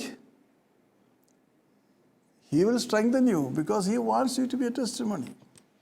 ഈ മഹാമാരിയുടെ നടുക്ക് നീ സാക്ഷ്യം പറയുമ്പോൾ 2021 നിന്നെ കൊണ്ടുപോകേണ്ടത് ദൈവത്തിൻ്റെ കൂടി ആവശ്യമാണ്. നീ പറഞ്ഞ സാക്ഷ്യങ്ങളാണ് നിന്നെ കരം പിടിച്ച് 2021 കൊണ്ടുപോകാൻ പോകുന്നത്. അപ്പോൾ നിനക്ക് രോഗത്തെക്കുറിച്ച് ഭയപ്പെടേണ്ട കാര്യമില്ല. യേശുവിൻ്റെ സാക്ഷികൾക്ക് രോഗത്തെക്കുറിച്ച് ഭയപ്പെടേണ്ട കാര്യമില്ല. ദൈവം നിന്നെ കരം പിടിച്ച് നടത്തും. കാരണം അത്യുന്നതനായ ദൈവത്തിൻ്റെ സാക്ഷ്യമായിട്ട് നീ മുൻപോട്ട് പോകുവാനാണ് ദൈവം ആഗ്രഹിക്കുന്നത്. അതിനു വേണ്ടിയിട്ട് ഒരു പുതിയ വർഷത്തിലേക്ക് നിന്നെ കരം പിടിച്ച് നടത്തും. അപ്പോൾ രണ്ടും അനുഗ്രഹവും നമ്മുടെ മുൻപിലുണ്ട്. പിന്നെ ഞാൻ മറ്റേ വാക്ക് ഉപയോഗിക്കാൻ ആഗ്രഹിക്കുന്നത് അത് നമ്മുടെ മുമ്പിലുണ്ട്. തിരഞ്ഞെടുപ്പ് നിങ്ങളുടേതാണ്. പക്ഷേ ഈ ശുശ്രൂഷയെ സംബന്ധിച്ച് അംഗങ്ങളോ അനുഭാവികളോ ഇത് കേൾക്കുന്നവരോ ആരായിരുന്നാലും ശരി, ഡിസംബർ മാസം സാക്ഷ്യത്തിൻ്റെ മാസമാണ്. നിങ്ങളുടെ സാക്ഷ്യങ്ങൾ എന്നെ അറിയിച്ചാൽ മതി, അല്ലെങ്കിൽ പ്രേയർ അറിയിച്ചാൽ മതി. ഞാൻ എത്ര ടെസ്റ്റിമണി ചെയ്ത് ഞാൻ പറഞ്ഞിട്ടുണ്ട്. അതെ എന്ന് പറയുമ്പോൾ നിങ്ങളുടെ നമ്പറിൽ തന്നാൽ അവർക്ക് വേണ്ടി പ്രത്യേകമായിട്ട് വാർഷികവാസത്തിൽ പ്രാർത്ഥിക്കും. എന്തിനു വേണ്ടിയാണ് പ്രാർത്ഥിക്കുന്നത്? കൂടുതൽ ശക്തിയോടെ പ്രവർത്തിക്കുവാൻ 2001. കാരണം ഈ സാക്ഷ്യത്തിൻ്റെ പുറകിലൊരു വലിയ ഇന്ധനമുണ്ട്. പരിശുദ്ധാത്മാവ് നിങ്ങൾ വരുമ്പോൾ നിങ്ങൾ സാക്ഷികളാകും. ഈ പരിശുദ്ധാത്മാവിൻ്റെ പുതിയ ശക്തി വേണം 2021 പുതിയ ശക്തിയോടെ സാക്ഷിക്കുവാൻ. അതിനുവേണ്ടി പ്രാർത്ഥിക്കുവാനാണ്. അത് നിങ്ങളുടേതായിട്ടുള്ള ചിന്തകൾക്ക് വിടുന്നു, പ്രവർത്തനങ്ങൾക്കായിട്ടത് വിടുന്നു. കൂടാതെ 22 മുതൽ നാം ഒരു പ്രാർത്ഥനായജ്ഞം പ്രഖ്യാപിച്ചിരിക്കുകയാണ്. 21 ഉപവാസ പ്രാർത്ഥന കഴിഞ്ഞു. 22 മുതൽ 40 ദിവസം നിൽക്കുന്ന ഒരു പ്രാർത്ഥനായജ്ഞം. അതും പലരും എന്നെ വിളിച്ചു, ഞങ്ങൾ ഉപവസിക്കണോ, ഉപവാസ പ്രാർത്ഥന വേണോ, ദാനിയേൽ ഉപവാസം വേണോ? ഇത് നിങ്ങളുടേതായിട്ടുള്ള തിരഞ്ഞെടുപ്പാണ്. ദൈവം കൽപ്പിച്ചിരിക്കുന്നത് പ്രാർത്ഥനയിൽ ഉറ്റിരുന്ന് ബലം പ്രാപിച്ച് വേണം ഉപവാസ പ്രാർത്ഥനയിലേക്ക് കടന്നു വരാൻ. കാരണം ഭയാനകമായ ദിവസങ്ങളിലൂടെയാണ് നാം കടന്നു പോകാൻ പോകുന്നത്. അപ്പോൾ അവിടെ പിടിച്ചു നിൽക്കണമെങ്കിൽ നിരന്തരമായ പ്രാർത്ഥന ആവശ്യമുണ്ട്. എങ്ങനെ പ്രാർത്ഥിക്കണമെന്നുള്ളത് നിങ്ങളുടേതായിട്ടുള്ള തിരഞ്ഞെടുപ്പാണ്. കൂടുതൽ പ്രാർത്ഥിക്കുവാൻ എങ്ങനെയൊക്കെ കഴിയും? ഗ്രൂപ്പായിട്ട് പ്രാർത്ഥിക്കാൻ 2-3 പേരുണ്ടെങ്കിൽ അവർക്ക് ഒരുമിച്ചിരുന്ന് പ്രാർത്ഥിക്കുവാൻ കഴിയും. അതല്ല തനിച്ചാ പ്രാർത്ഥിക്കാൻ, അങ്ങനെ പ്രാർത്ഥിക്കാൻ കഴിയും. ഇനി ഉപവസിച്ച് പ്രാർത്ഥിക്കണം, ഉപവസിച്ച് പ്രാർത്ഥിക്കാൻ യാതൊരു വിരോധവുമില്ല, ഉപവസിച്ച് പ്രാർത്ഥിക്കുവാൻ കഴിയും. ഈ 40 ദിവസം പ്രാർത്ഥനാ നിബിഡമായിട്ടുള്ള മണിക്കൂറുകളാണ് നാം ചിലവഴിക്കേണ്ടത്. കഴിയുന്നത്ര പ്രാർത്ഥിക്കുക. കാരണം കർത്താവ് തന്നെ പറഞ്ഞിട്ടുണ്ട്. വിശുദ്ധ മത്തായിയുടെ സുവിശേഷം 11-ാം അധ്യായം 12-ാം വാക്യത്തിൽ കാണുവാൻ കഴിയും. യോഹന്നാൻ സ്നാപകന്റെ നാളുകൾ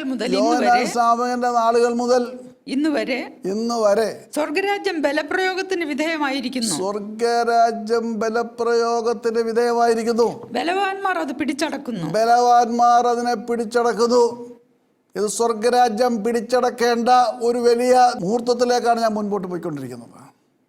വാർഷിക ത്രിദിന ഉപവാസം എന്ന് പറയുന്നത് അതേ ദൈവസന്നിധിയിൽ നിന്ന് പുതിയ ശക്തിയും പുതിയ കൃപകളും ആർജിച്ചുകൊണ്ട് ദൈവത്തിന് വേണ്ടിയിട്ട് പുതിയ സമർപ്പണത്തോടെ 2021 എടുത്തു ചാടേണ്ട ഒരു വലിയ അവസ്ഥയാണ് ഒരു വിശ്വാസിയുടെ മുൻപിലുള്ളത്. ബലാത്കാരികൾ സ്വർഗരാജ്യം ബലാത്കാരം ചെയ്തു. എങ്ങനെയായി ബലാത്കാരം ചെയ്തത്? പ്രാർത്ഥന കൊണ്ടാണ്. അതിനു വേണ്ടിയിട്ടാണ് ഈ 40 ദിവസക്കാലം നിരന്തരമായി പ്രാർത്ഥിക്കുവാൻ തക്കവണ്ണം സമയം കണ്ടെത്തേണ്ടത്. എങ്ങനെ പ്രാർത്ഥിക്കും? നിങ്ങൾക്കറിയാം, നിങ്ങൾ പ്രാർത്ഥിക്കുന്നവരാണ്. ഉപവസിക്കണോ, ഉപവസിച്ചുകൊള്ളുക. ദാനിയേൽ ഉപവാസം എടുക്കണോ, ദാനിയേൽ ഉപവാസം എടുത്തുകൊള്ളുക. അതെ, വേറെ എന്തെല്ലാം പേരിൽ ഉപവാസം എടുക്കും, അങ്ങനെയൊക്കെ എടുത്തുകൊള്ളുക. നോമ്പെന്ന് പറഞ്ഞാൽ നോമ്പിൻ്റെ കാലമാണ്. ചില സഭകളൊക്കെ 25 നോമ്പുണ്ട്, എല്ലാം ചെയ്തുകൊള്ളുക. പക്ഷെ ഒരു കാര്യം, നിങ്ങൾ ഉപവസിക്കുമ്പോൾ യെശയ്യാ പ്രവചനം 58 അധ്യായം ഒന്ന് വായിച്ചിട്ട് വേണം ഉപവസിക്കുവാൻ. അത്രമാത്രം എനിക്ക് പറയാനുള്ളൂ. ചുമ്മാ നോമ്പാണ് എന്നൊക്കെ പറഞ്ഞുകൊണ്ട് പറഞ്ഞു കഴിഞ്ഞാൽ അത് പൂർണ്ണമാവുകയില്ല. നിരന്തരമായിട്ട് പ്രാർത്ഥിക്കണം. ഉപവാസം എടുത്ത് പ്രാർത്ഥിച്ച് അങ്ങനെ പ്രാർത്ഥിച്ചുള്ളൂ. പക്ഷേ നാം 28-ാം തീയതി ദൈവത്തിൻ്റെ സന്നിധിയിൽ 3 രാവും 3 പകലും ഇരുന്നുകൊണ്ട് ആഗോള വ്യാപകമായിട്ടുള്ള അന്താരാഷ്ട്ര ഉപവാസ പ്രാർത്ഥനയാണ്. ആ ഉപവാസ പ്രാർത്ഥനയിൽ അതേ ബലാത്കാരികൾ സ്വർഗരാജ്യം പിടിച്ചടക്കുന്നു. ബലാത്കാരം ചെയ്യേണ്ട മാർഗമാണ് എങ്ങനെ? നമ്മുടേതായിട്ടുള്ള വിശുദ്ധി നിറഞ്ഞ പ്രാർത്ഥനകളുണ്ട്. വിശുദ്ധി നിറഞ്ഞ പ്രാർത്ഥനകളുണ്ട്. നമ്മെ തന്നെ ശുദ്ധീകരിച്ച് ദൈവത്തിൻ്റെ സന്നിധിയിൽ സുഗന്ധ ധൂപമായിട്ട് സമർപ്പിക്കേണ്ട അതിമഹത്തായ ദിവസങ്ങളാണ്.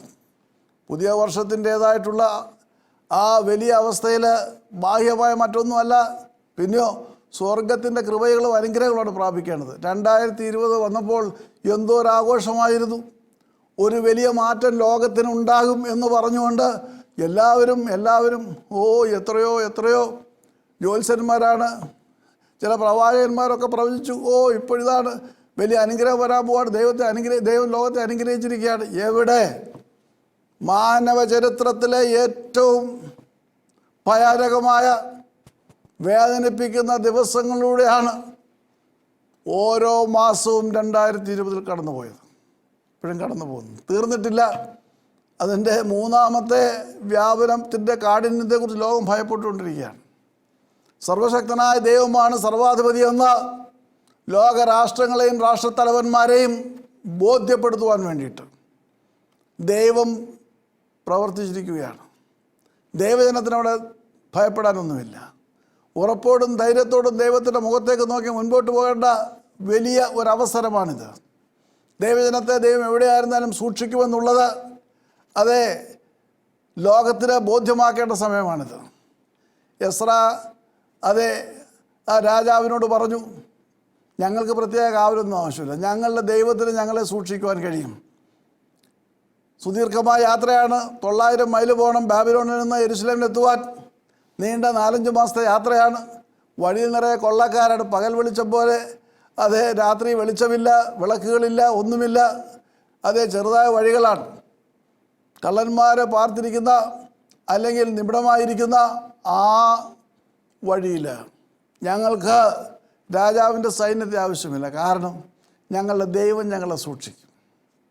ഈ നാളുകളിൽ സർവശക്തനായ ദൈവം തൻ്റെ ജനത്തെ പരിപാലിക്കുന്ന അനുഗ്രഹിക്കപ്പെട്ട അത്ഭുതം നിറഞ്ഞ അനുഭവങ്ങൾ, കാഴ്ചകൾ ലോകം കാണണമെങ്കിൽ നാം ദൈവസന്നിധിയിൽ പ്രാർത്ഥനാപൂർവ്വം കടന്നു വന്ന് ഉപവസിക്കേണ്ടിയിരിക്കുന്നു. ബലാത്കാരികൾ സ്വർഗരാജ്യം ബലാത്കാരം ചെയ്യുന്നു. കർത്താവ് അത് പറയുമ്പോൾ തന്നെ എങ്ങനെയാണ് പ്രാർത്ഥിക്കേണ്ടതെന്ന് വെളിപ്പെടുത്തുന്നുണ്ട്. വിശുദ്ധ ലൂക്കോസിൻ്റെ സുവിശേഷം 18-ാം അധ്യായം 1-ാം വാക്യം വായിക്കുമ്പോൾ അവിടെ നമുക്ക് എങ്ങനെയാണ് ഈ പ്രാർത്ഥന പ്രാവർത്തികമാക്കാൻ കഴിയുന്നത്. നല്ല കാര്യമാണ് സ്വർഗരാജ്യം ബലാത്കാരം ചെയ്യുക, ഞങ്ങൾ പ്രാർത്ഥിക്കാനായിട്ട് പുറപ്പെടുകയാണ്. എന്നാൽ എങ്ങനെയാണ് ഈ പ്രാർത്ഥിക്കേണ്ടത്? എങ്ങനെ പ്രാർത്ഥിച്ചാലാണ് സ്വർഗരാജ്യത്തെ ബലാത്കാരം ചെയ്യാൻ കഴിയുന്നത്, അല്ലെങ്കിൽ പിടിച്ചടക്കുവാൻ കഴിയുന്നത്, അല്ലെങ്കിൽ പുതിയ കൃപകളും അനുഗ്രഹങ്ങളും പ്രാപിച്ചുകൊണ്ട് മുൻപോട്ട് പോകാൻ കഴിയുന്നത്? വായിച്ചാട്ടെ. മടുത്തു പോകാതെ എപ്പോഴും പ്രാർത്ഥിക്കണം എന്നത് വെളിപ്പെടുത്തി കൊടുക്കുവാൻ മടുത്തു പോകാതെ എപ്പോഴും പ്രാർത്ഥിക്കണമെന്ന് വെളിപ്പെടുത്തി കൊടുക്കുവാൻ അവൻ അവരോട് ഒരു ഉപമ പറഞ്ഞു. ഉപമയെല്ലാം നിങ്ങൾക്കറിയാം, അതിനെക്കുറിച്ച് വിശദീകരിക്കാൻ ഞാൻ ആഗ്രഹിക്കുന്നില്ല. 2 കാര്യം മാത്രമാണ് കർത്താവ് അവിടെ പറയുന്നത്. 1, പ്രാർത്ഥനയിൽ മടുത്തു പോകരുത്. 2, എപ്പോഴും പ്രാർത്ഥിക്കണം. സ്വർഗരാജ്യം പിടിച്ചടക്കാനായിട്ട് ഇറങ്ങിത്തിരിക്കുമ്പോൾ ഓർത്തു കൊള്ളണം, സ്വർഗം നിന്നെ നോക്കുമ്പോൾ നീ മടുത്തു പോകാതെ പ്രാർത്ഥിക്കുന്നവരായിരിക്കണം. എന്താണ് ഈ മടുത്തു പോകാതെയുള്ള പ്രാർത്ഥന? ഓരോ ദിവസവും നിൻ്റെ പ്രാർത്ഥനയുടേതായിട്ടുള്ള അളവ് കുറയരുത്, അത് കൂടിക്കൊണ്ടേയിരിക്കണം. ഇന്ന് 10 മിനിറ്റ് പ്രാർത്ഥിച്ചാൽ നാളെ 11 മിനിറ്റ് പ്രാർത്ഥിക്കണം. പക്ഷേ നമ്മുടെയൊക്കെ പ്രാർത്ഥനാ ജീവിതത്തിലേക്ക് കടന്നു വരുമ്പോൾ നാം വലിയ വിപത്തുകളുടെ നടുവിൽ, അനർത്ഥങ്ങളുടെ നടുവിൽ, ആപത്തുകളുടെ നടുവിലൊക്കെ പ്രാർത്ഥന ശക്തമായിട്ട് ആരംഭിക്കും. ഒരു ദിവസം പ്രാർത്ഥിക്കും, 2 ദിവസം പ്രാർത്ഥിക്കും, 2 ആഴ്ച പ്രാർത്ഥിക്കും. പിന്നെ നമ്മുടേതായിട്ടുള്ള പ്രാർത്ഥനയുടേതായിട്ടുള്ള വീര്യം കുറഞ്ഞു പോകും, ദൈർഘ്യം കുറഞ്ഞു പോകും, തവണകൾ കുറഞ്ഞു പോകും. അവിടെയാണ് നമുക്ക് സ്വർഗരാജ്യം പിടിച്ചടക്കുവാൻ കഴിയാതെ പോകുന്നത്, അനുഗ്രഹങ്ങൾ പിടിച്ചെടുക്കുവാൻ കഴിയാതെ പോകുന്നത്. മടുത്തു പോകും. വീണ്ടും വീണ്ടും ഒരേ വിഷയം തന്നെ പലയാവർത്തി പ്രാർത്ഥിക്കുമ്പോൾ സ്വാഭാവികമായി അതിനോട് ഉള്ള പ്രതിപത്തി കുറഞ്ഞു പോകും. പ്രാർത്ഥിക്കുന്ന വിഷയത്തിനോടുള്ള തീഷ്ണത വർദ്ധിപ്പിച്ചുവെങ്കിൽ മാത്രമേ നമുക്ക് സ്വർഗത്തിൽ നിന്ന് മറുപടി പിടിച്ചെടുക്കുവാൻ കഴിയുകയുള്ളൂ. പലപ്പോഴും അതിന് നമുക്ക് കഴിയാറില്ല. അതുകൊണ്ടാണ് കർത്താവ് പ്രത്യേകം ഓർപ്പിക്കുന്നത്, ബലാത്കാരികൾ സ്വർഗരാജ്യം ബലാത്കാരം ചെയ്യും, കാര്യം ശരിയാണ്. പക്ഷേ ഒന്നാമത്തെ കണ്ടീഷൻ എന്താണ്? മടുത്തു പോകരുത്. അതെ, ഇന്ന് ഞാൻ പ്രാർത്ഥിക്കുന്നു, ഇതുപോലെ തന്നെ വീണ്ടും നമ്മൾ പ്രാർത്ഥിക്കുകയാണ്, നാളെയും പ്രാർത്ഥിക്കുക, മറ്റന്നാളും പ്രാർത്ഥിക്കുക. ആ വിഷയത്തിൻ്റെ ഗൗരവം വിടാതെ പ്രാർത്ഥിച്ചുകൊണ്ടിരിക്കണം.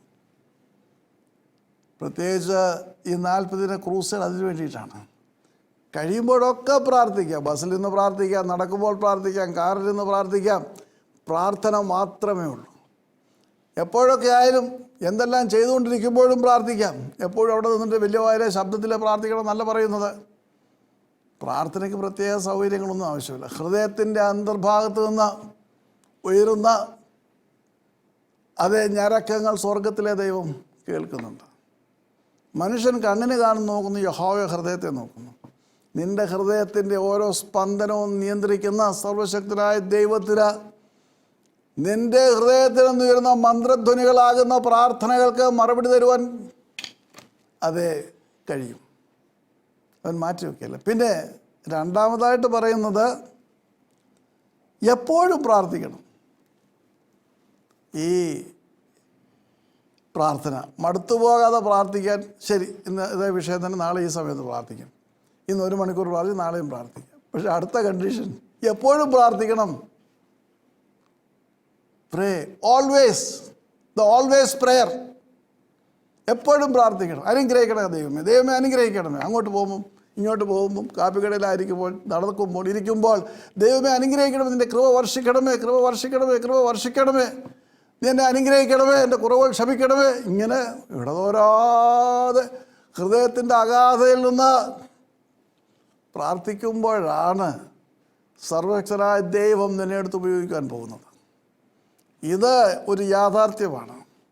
ദൈവനാമ മഹത്വത്തിനു വേണ്ടി പ്രവർത്തിക്കുന്ന ദൈവത്തിൻ്റെ ഭക്തന്മാർ സ്വർഗരാജ്യം പിടിച്ചടക്കിയത് ഈ വലിയ യുദ്ധതന്ത്രത്തോടു കൂടിയാണ്. ബലാത്കാരികൾ സ്വർഗരാജ്യം പിടിച്ചടക്കുന്നു. അതെ, എങ്ങനെ അവർ പിടിച്ചടക്കിയത്? നിരന്തരമായ പ്രാർത്ഥന. അതുകൊണ്ടാണ് അപ്പോസ്തലന്മാരൊക്കെയും ഈ ഒരു കാര്യം വീണ്ടും വീണ്ടും ആവർത്തിച്ച് തന്നെ പ്രവർത്തിക്കുന്നു. ഞാൻ ആ ഭാഗത്തേക്ക് കടന്നു വരാം. അപ്പോൾ ഏറ്റവും അത്യാവശ്യമായിരിക്കുന്നത് നിരന്തരമായ പ്രാർത്ഥനയാണ്. എന്ന് പറയുമ്പോൾ മടുത്തു പോകാതെ പ്രാർത്ഥിക്കണം. 40 ദിവസം ഇപ്പോൾ 2 ദിവസം പോയി, എന്നാൽ ഇനിയും 40 ഉണ്ട്. പ്രാർത്ഥിക്കുക, തീരുമാനിക്കുക. ഈ കോവിഡ് കാലത്ത് വേറെ എന്താ തീരുമാനിക്കാറുള്ളത്? ഞാൻ ചോദിച്ചോളട്ടെ, സീനിയർ സിറ്റിസൺസായിട്ട് വീട്ടിൽ ഇരിക്കുന്ന സഹോദരങ്ങളോട് എനിക്ക് ചോദിക്കുവാനുണ്ട്, നിങ്ങൾ എത്ര പ്രാവശ്യം പ്രാർത്ഥിക്കുന്നുണ്ട് ഒരു ദിവസം? പണ്ടത്തെ 15 രാവിലെയും വൈകിട്ട് ഓരോ പ്രാർത്ഥനയല്ലാതെ എത്ര പ്രാവശ്യം കൂടെ നിങ്ങൾക്ക് പ്രാർത്ഥിക്കുവാൻ കഴിഞ്ഞിട്ടുണ്ട്? കഴിയുന്നില്ല പ്രിയമുള്ളവരെ, ആത്മാവിൽ വളരുവാൻ കഴിയുന്നില്ല. അപ്പോൾ പരിശുദ്ധാത്മാവിൽ വളരുവാൻ തക്കവണ്ണം കൂടിയാണ് ബലഹീനനാസ് ശുശ്രൂഷ ആരംഭിച്ചിരിക്കുന്നത് സഹോദരിമാർക്ക് വേണ്ടിയിട്ട്. അവർ ശക്തരായി കഴിഞ്ഞാൽ ഭർത്താക്കന്മാരെയും ശക്തരാക്കും എന്നാണ് ദൈവത്തിൻ്റെ ആത്മാവ് പറഞ്ഞത്. അവരാണ് ശക്തരാകേണ്ടത്. ഇവർ ദുർബലരായിപ്പോൾ എല്ലാം ദുർബലമായി പോകും. അതുകൊണ്ട് എപ്പോഴും പ്രാർത്ഥിക്കണം. The always prayer. ഏത് സാഹചര്യത്തിലും മറ്റുള്ളവരോട് സംസാരിക്കാം, എന്നാലും ദൈവമേ കരുണയാണെന്ന് പ്രാർത്ഥിക്കാം. എപ്പോഴും പ്രാർത്ഥിക്കുന്ന അവസ്ഥ ഉണ്ടാകണം. അപ്പോൾ 2-3 കാര്യങ്ങളുണ്ട്. എപ്പോഴും പ്രാർത്ഥിക്കണം, മടുത്തു പോകാതെ പ്രാർത്ഥിക്കണം. ഞാൻ അതിനെക്കുറിച്ചൊരു പാട്ട് എഴുതിയിട്ടുണ്ട്. അതിപ്രകാരമാണ്: പ്രാർത്ഥിക്കുവിൻ പ്രാർത്ഥിക്കുവിൻ ഇടവിടാതെ പ്രാർത്ഥിക്കുവിൻ, പ്രാർത്ഥനയും ബലപ്രയോഗത്താൽ സ്വർഗീയ അനുഗ്രഹങ്ങൾ പ്രാപിക്കുവിൻ, പ്രാർത്ഥനയും ബലപ്രയോഗത്താൽ സ്വർഗീയ അനുഗ്രഹങ്ങൾ പ്രാപിക്കുവിൻ. പ്രാപിക്കുവിൻ, എപ്പോഴും പ്രാർത്ഥിക്കുവിൻ, ജാഗരൂകരായി പ്രാർത്ഥിക്കുവിൻ, മടുത്തുപോകാതെ പ്രാർത്ഥിക്കുവിൻ, വിശ്വാസത്തോടെ പ്രാർത്ഥിക്കുവിൻ, മടുത്തുപോകാതെ പ്രാർത്ഥിക്കുവിൻ, വിശ്വാസത്തോടെ പ്രാർത്ഥിക്കുവിൻ, മൗനമാകാതെ നിശബ്ദരാകാതെ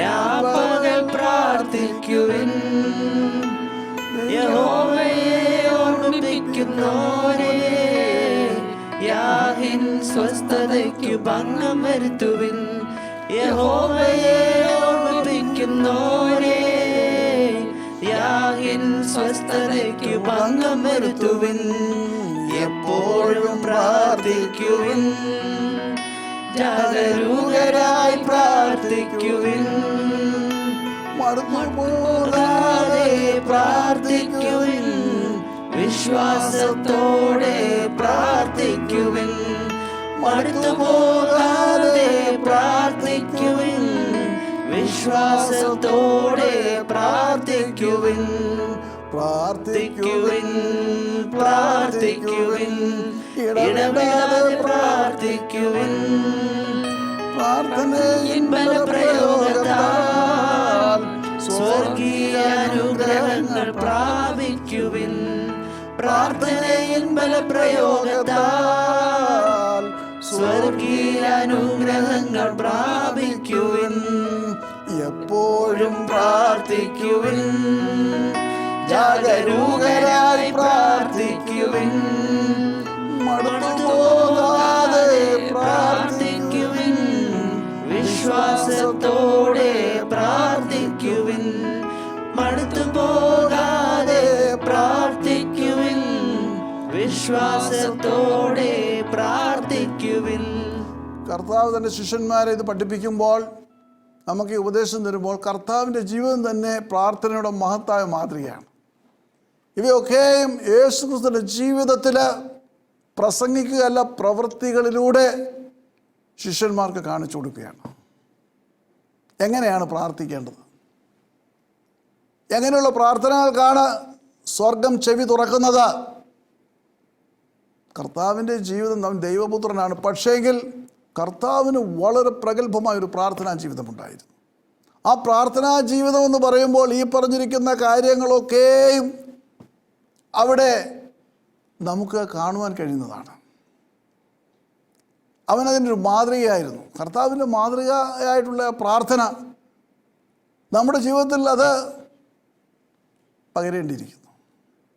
സ്വർഗരാജ്യം പിടിച്ചടക്കുവാൻ തക്കവണ്ണം പുതിയ അനുഗ്രഹങ്ങളോടും കൃപകളോടും പുതിയ വർഷത്തിൽ പ്രവേശിക്കുവാൻ ആഗ്രഹിക്കുന്നുവെങ്കിൽ നമ്മുടെ പ്രാർത്ഥനാ ജീവിതത്തിൻ്റെ അലകും പിടിയും നാം മാറിയേ മതിയാകത്തുള്ളൂ. We have to change our doings, our prayer life drastically. We have to change it lock, stock and barrel. Change. We need to pray always. We should not faint. More and more prayers are required to step into the new year with renewed blessings and graces. That's very important. Yes. എങ്ങനെയാണ് നമ്മൾ പ്രാർത്ഥിക്കേണ്ടത്? കർത്താവിൻ്റെ പ്രാർത്ഥന മാതൃകയാണെന്ന് പറഞ്ഞു. വിശുദ്ധ മർക്കോസിൻ്റെ സുവിശേഷം 1-ാം അധ്യായം 35-ാം വാക്യം വായിക്കുമ്പോൾ, സെന്റ് മാർക്ക് ചാപ്റ്റർ 1:35. അതിരാവിലെ ഇരുട്ടുള്ളപ്പോൾ തന്നെ അവൻ എഴുന്നേറ്റ് പുറപ്പെട്ടു. അതിരാവിലെ ഇരുട്ടുള്ളപ്പോൾ തന്നെ അവൻ എഴുന്നേറ്റ് പുറപ്പെട്ടു. ഒരു നിർജ്ജന സ്ഥലത്ത് ചെന്ന് പ്രാർത്ഥിച്ചു. ഒരു നിർജ്ജന സ്ഥലത്ത് ചെന്ന് പ്രാർത്ഥിച്ചു. പ്രാർത്ഥനാ ജീവിതത്തിൻ്റെ പൊരുൾ മുഴുവൻ അവിടെ കാണുന്നുണ്ട്. നീ പ്രാർത്ഥനയിൽ മല്ലിടുവാനായിട്ട് തീരുമാനിച്ചു. സ്വർഗരാജ്യം ബലാത്കാരം ചെയ്യുവാനായിട്ട് തീരുമാനിച്ചു. പുതിയ അനുഗ്രഹം കൊണ്ട് മുൻപോട്ട് പോയാൽ മതിയാകുമെന്ന് ബോധ്യമായി. കർത്താവ് പറയുന്നു, അതെ, മടുത്തുപോകാതെ പ്രാർത്ഥിക്കണം, എപ്പോഴും പ്രാർത്ഥിക്കണം. എവിടെയാണ് ആ പ്രാർത്ഥന ആരംഭിക്കുന്നത്? കർത്താവ് ഒന്നാമതായിട്ട് അതിരാവിലെ എഴുന്നേറ്റു. ഒന്നാമത്തെ കാര്യമാണ്. അതിരാവിലെ എന്ന് പറയുമ്പോൾ അതിലൊരു വിശേഷം അതിൻ്റെ അടുത്ത പദത്തിലുണ്ട്. ഇരുട്ടുള്ളപ്പോൾ തന്നെ. അങ്ങനെ ഇത് വായിക്കുന്നത് വായിച്ചാടുന്നൂടെ. അതിരാവിലെ ഇരുട്ടുള്ളപ്പോൾ അതിരാവിലെ ഇരുട്ടുള്ളപ്പോൾ തന്നെ അവൻ എഴുന്നേറ്റു. മതി, അവൻ എഴുന്നേറ്റു. അതിരാവിലെ ഇരുട്ടുള്ളപ്പോൾ എന്ന് പറയുമ്പോൾ അതെ 4-ാം യാമമാണ്, 3 മണി മുതൽ 6 മണി വരെ. അതിൽ ഇരുട്ടുള്ളപ്പോൾ എന്ന് പറയുമ്പോൾ ഏതാണ്ട് 4 മണി 4:30 മണി സമയമാണ്. 5 മണി 5:30 ആകുമ്പോഴത്തേക്കും പ്രഭാതരശ്മികൾ വന്നു കഴിയും. അപ്പോൾ ആദ്യമായിട്ട് നാം അധികാലത്ത് എഴുന്നേൽക്കണം. ഏറ്റവും സുഖമായിട്ട് ഉറങ്ങുവാൻ പറ്റുന്ന സമയമാണ് ഈ 4-ാം യാമം, അതായത് 3 മണി മുതൽ 6 മണി വരെ. ഇവിടെ അതിന് ഭംഗം വരുത്തുകയാണ്. 4:30 മണിക്ക് എഴുന്നേൽക്കുകയാണ്. എഴുന്നേറ്റു, എന്നിട്ട് പുറപ്പെട്ടു. അവിടെ ഇരിക്കുകയല്ല, നടക്കുകയാണ്. ഇരുട്ടത്തൂടെ പോവുകയാണ്, നടന്നു പോവുകയാണ്. എവിടാ ചെന്നത്? ഒരു നിർജ്ജന പ്രദേശത്ത്, ആരുമില്ല. തൻ്റെ ശിഷ്യന്മാർ കൂടെ ഉണ്ട്. എല്ലാവരും നല്ലതുപോലെ ഉറങ്ങുകയാണ്. വീട്ടുടയവനുണ്ട്, അവനുറങ്ങുകയാണ്. അയൽവാസികളുണ്ട്, അവരുറങ്ങുകയാണ്. അവരുടെ നടുവിലൂടെ അവൻ പുറപ്പെട്ടു പോവുകയാണ്. എവിടേക്ക്? ഒരു നിർജ്ജന പ്രദേശത്തേക്ക്. പ്രാർത്ഥിക്കുവാൻ തക്കവണ്ണം നാം തീരുമാനിക്കുമ്പോൾ ഇപ്രകാരമുള്ള പ്രയാണം നമുക്ക് ആവശ്യമുണ്ട്. മറ്റാരും ഒരുപക്ഷെ നമ്മളെ പ്രോത്സാഹിപ്പിക്കുകയില്ല, മറ്റാരെ വിളിച്ചാൽ വരികയില്ല. ആ പശ്ചാത്തലത്തിൽ നീ തനിച്ചെഴുന്നേൽക്കണം. ലോകമുറങ്ങുമ്പോൾ നീ ഉണരണം, പുറപ്പെടണം. എന്നിട്ട് നിർജ്ജന പ്രദേശത്ത് പോവുകയാണ്. അവിടെ ചെന്നിട്ട് പ്രാർത്ഥിക്കുക. എന്തിനാണ് നിർജ്ജന പ്രദേശത്തേക്ക് പോകുന്നത്? മുറിയിൽ നിന്ന് പ്രാർത്ഥിച്ചാൽ കേൾക്കുകയില്ലേ? എവിടെ നിന്ന് പ്രാർത്ഥിച്ചാലും കേൾക്കും. പക്ഷേ നിർജ്ജന പ്രദേശമാകുമ്പോൾ അവിടെ ജനങ്ങളില്ല, ഏകാന്തമായ സ്ഥലമാണ്.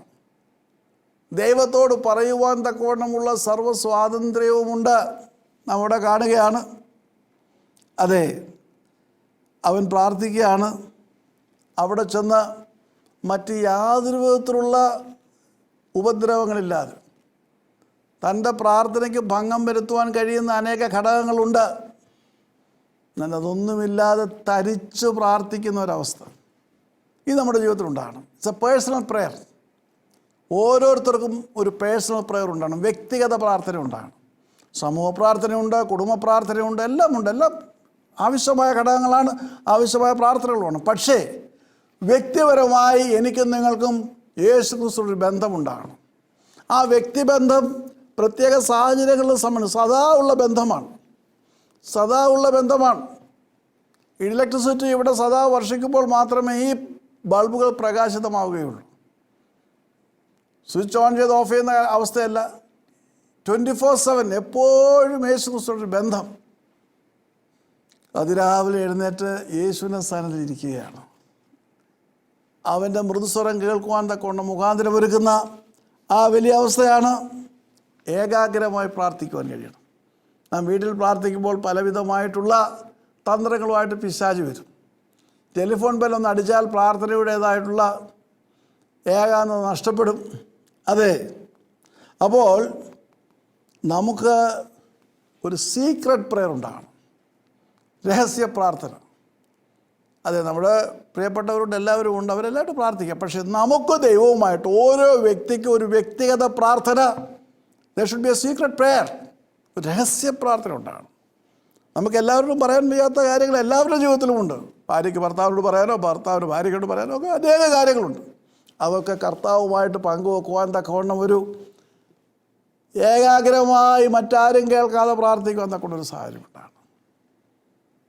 സമയത്തിൻ്റെ ഏകാഗ്രത വളരെ പ്രധാനമാണ്. നേരം വെളുത്തു കഴിഞ്ഞാൽ അവിടെ എല്ലാം അത് ശബ്ദമയമായി കഴിഞ്ഞു. എന്നാൽ ഒരു ശബ്ദ കോലാഹലങ്ങളുമില്ലാതെ പക്ഷികൾ ഉണരുന്നതിന് മുൻപ് ദൈവത്തിൻ്റെ സന്നിധിയിൽ ഏകാന്തമായിരിക്കുന്ന അവസ്ഥ നമ്മുടെ പ്രാർത്ഥനാ ജീവിതത്തിൻ്റെ അടിസ്ഥാനം ആ ദിവസത്തെ അവിടെ ആരംഭിക്കുകയാണ്. അങ്ങനെ പ്രാർത്ഥിച്ച് ശക്തി പ്രാപിച്ച് എഴുന്നേറ്റ് കഴിഞ്ഞാൽ നമുക്ക് തുടർച്ചയായിട്ട് പ്രാർത്ഥിക്കുവാൻ കഴിയും. അതെ, അന്നേ ദിവസം വരുന്ന എല്ലാവിധ പ്രയാസങ്ങളെയും പ്രശ്നങ്ങളെയും പരിപൂർണമായിട്ട് നേരിടാൻ കഴിയും. ദിവസം മുന്നോട്ട് പോകുമ്പോൾ, മണിക്കൂറുകൾ തരണം ചെയ്യുമ്പോൾ നമുക്ക് ഈ ഏകാഗ്രത പ്രാർത്ഥിക്കുവാൻ കിട്ടുകയില്ല. ശരി, ഞാൻ പിന്നീട് പ്രാർത്ഥിച്ചോളാം, കിടന്നുറങ്ങി പറയുമ്പോൾ ഞാൻ ഇച്ചിരി കഴിഞ്ഞ് പ്രാർത്ഥിച്ചോളാം. ഇല്ല, നിങ്ങൾക്ക് ഏകാഗ്രത കിട്ടുകയില്ല. മധ്യാഹ്നമാകുമ്പോഴേക്കും പകുതിയായി, രാത്രിയാകുമ്പോഴും ക്ഷീണിച്ചു. രാത്രിയിൽ ഏകാന്തയിൽ ഇരുന്ന് പ്രാർത്ഥിക്കുമെന്ന് പറയുമ്പോൾ വളരെ നല്ല കാര്യമാണ്. സുഖമായിട്ട് പ്രാർത്ഥനയിൽ ഉറങ്ങിപ്പോകുന്ന അവസ്ഥയാണ്. കാരണം മനസ്സിന് ആഗ്രഹമുണ്ട്, പക്ഷേ ശരീരം ബലഹീനമാണ്. ഒരു പകലത്തെ അധ്വാനം മുഴുവൻ, സമ്മർദ്ദങ്ങൾ മുഴുവൻ, അത് മുഴുവൻ വഹിച്ചുകൊണ്ട് ബലഹീനമായി പോകുന്ന ശരീരമായിട്ട് പ്രാർത്ഥിക്കുവാൻ കഴിയുകയില്ല. അപ്പോൾ രാവിലെ ദൈവത്തിൻ്റെ സന്നിധിയിൽ നിന്ന്, സ്രോതസ്സിൽ നിന്ന് ശക്തി പ്രാപിച്ചുകൊണ്ട് മുൻപോട്ട് പോകുമ്പോൾ നമുക്കതിനെ ബിൽഡപ്പ് ചെയ്യാൻ സാധിക്കും. Once you already started the prayer early in the morning, well, then you can build up, you can add on. When you pray again and again, you will be strengthened. You will not be drained away. He will strengthen you because He is already in you. The Holy Spirit is kindled. He will be just guiding you, strengthening you more and more. That's very important. If you look into the prayer life of David, that's what we find. ദാവീദിൻ്റെ പ്രാർത്ഥനാ ജീവിതത്തിൽ കാണുവാൻ കഴിയും.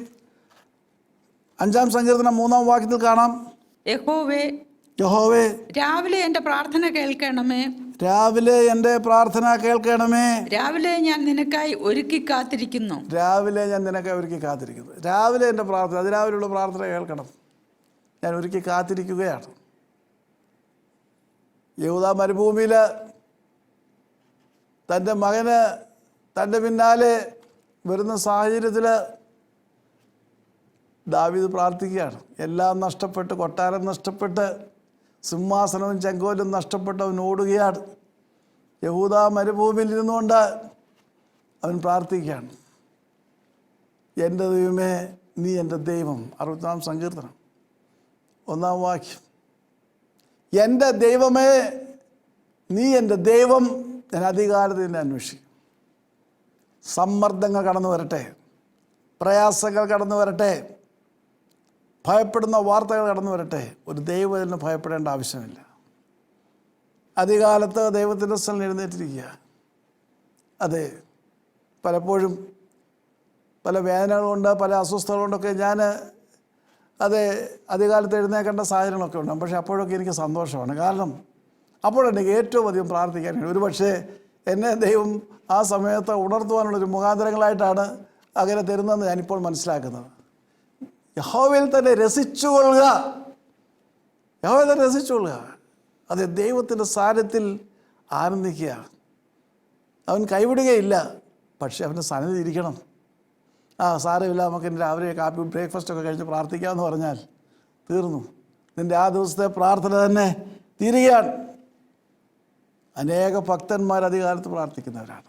Martin Luther വെളുപ്പിന് 2 മണിക്കൂർ കൃത്യമായിട്ട് പ്രാർത്ഥിക്കുന്ന മനുഷ്യനായിരുന്നു. 4 മണിക്കൂർ വരെ പ്രാർത്ഥിക്കും. പ്രയാസമുള്ള കാര്യം ആരുമില്ല.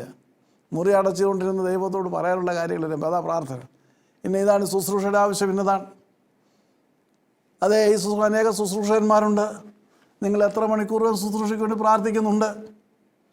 ശുശ്രൂഷ എന്ന് പറയുന്നത് ഒരു പ്രസംഗം വിളിച്ച് പറയുന്നതോ ടെലിവിഷനിൽ കൂടെ പറയുന്നതോ മാത്രമല്ല, ആത്മാക്കൾക്ക് വേണ്ടി ജാഗരിക്കേണ്ട ഒരു വലിയ ചുമതല ഓരോരുത്തർക്കും ഉണ്ട്. മറക്കരുത്. അധികാലത്ത് എഴുന്നേറ്റ് നടക്കുകയുള്ളൂ.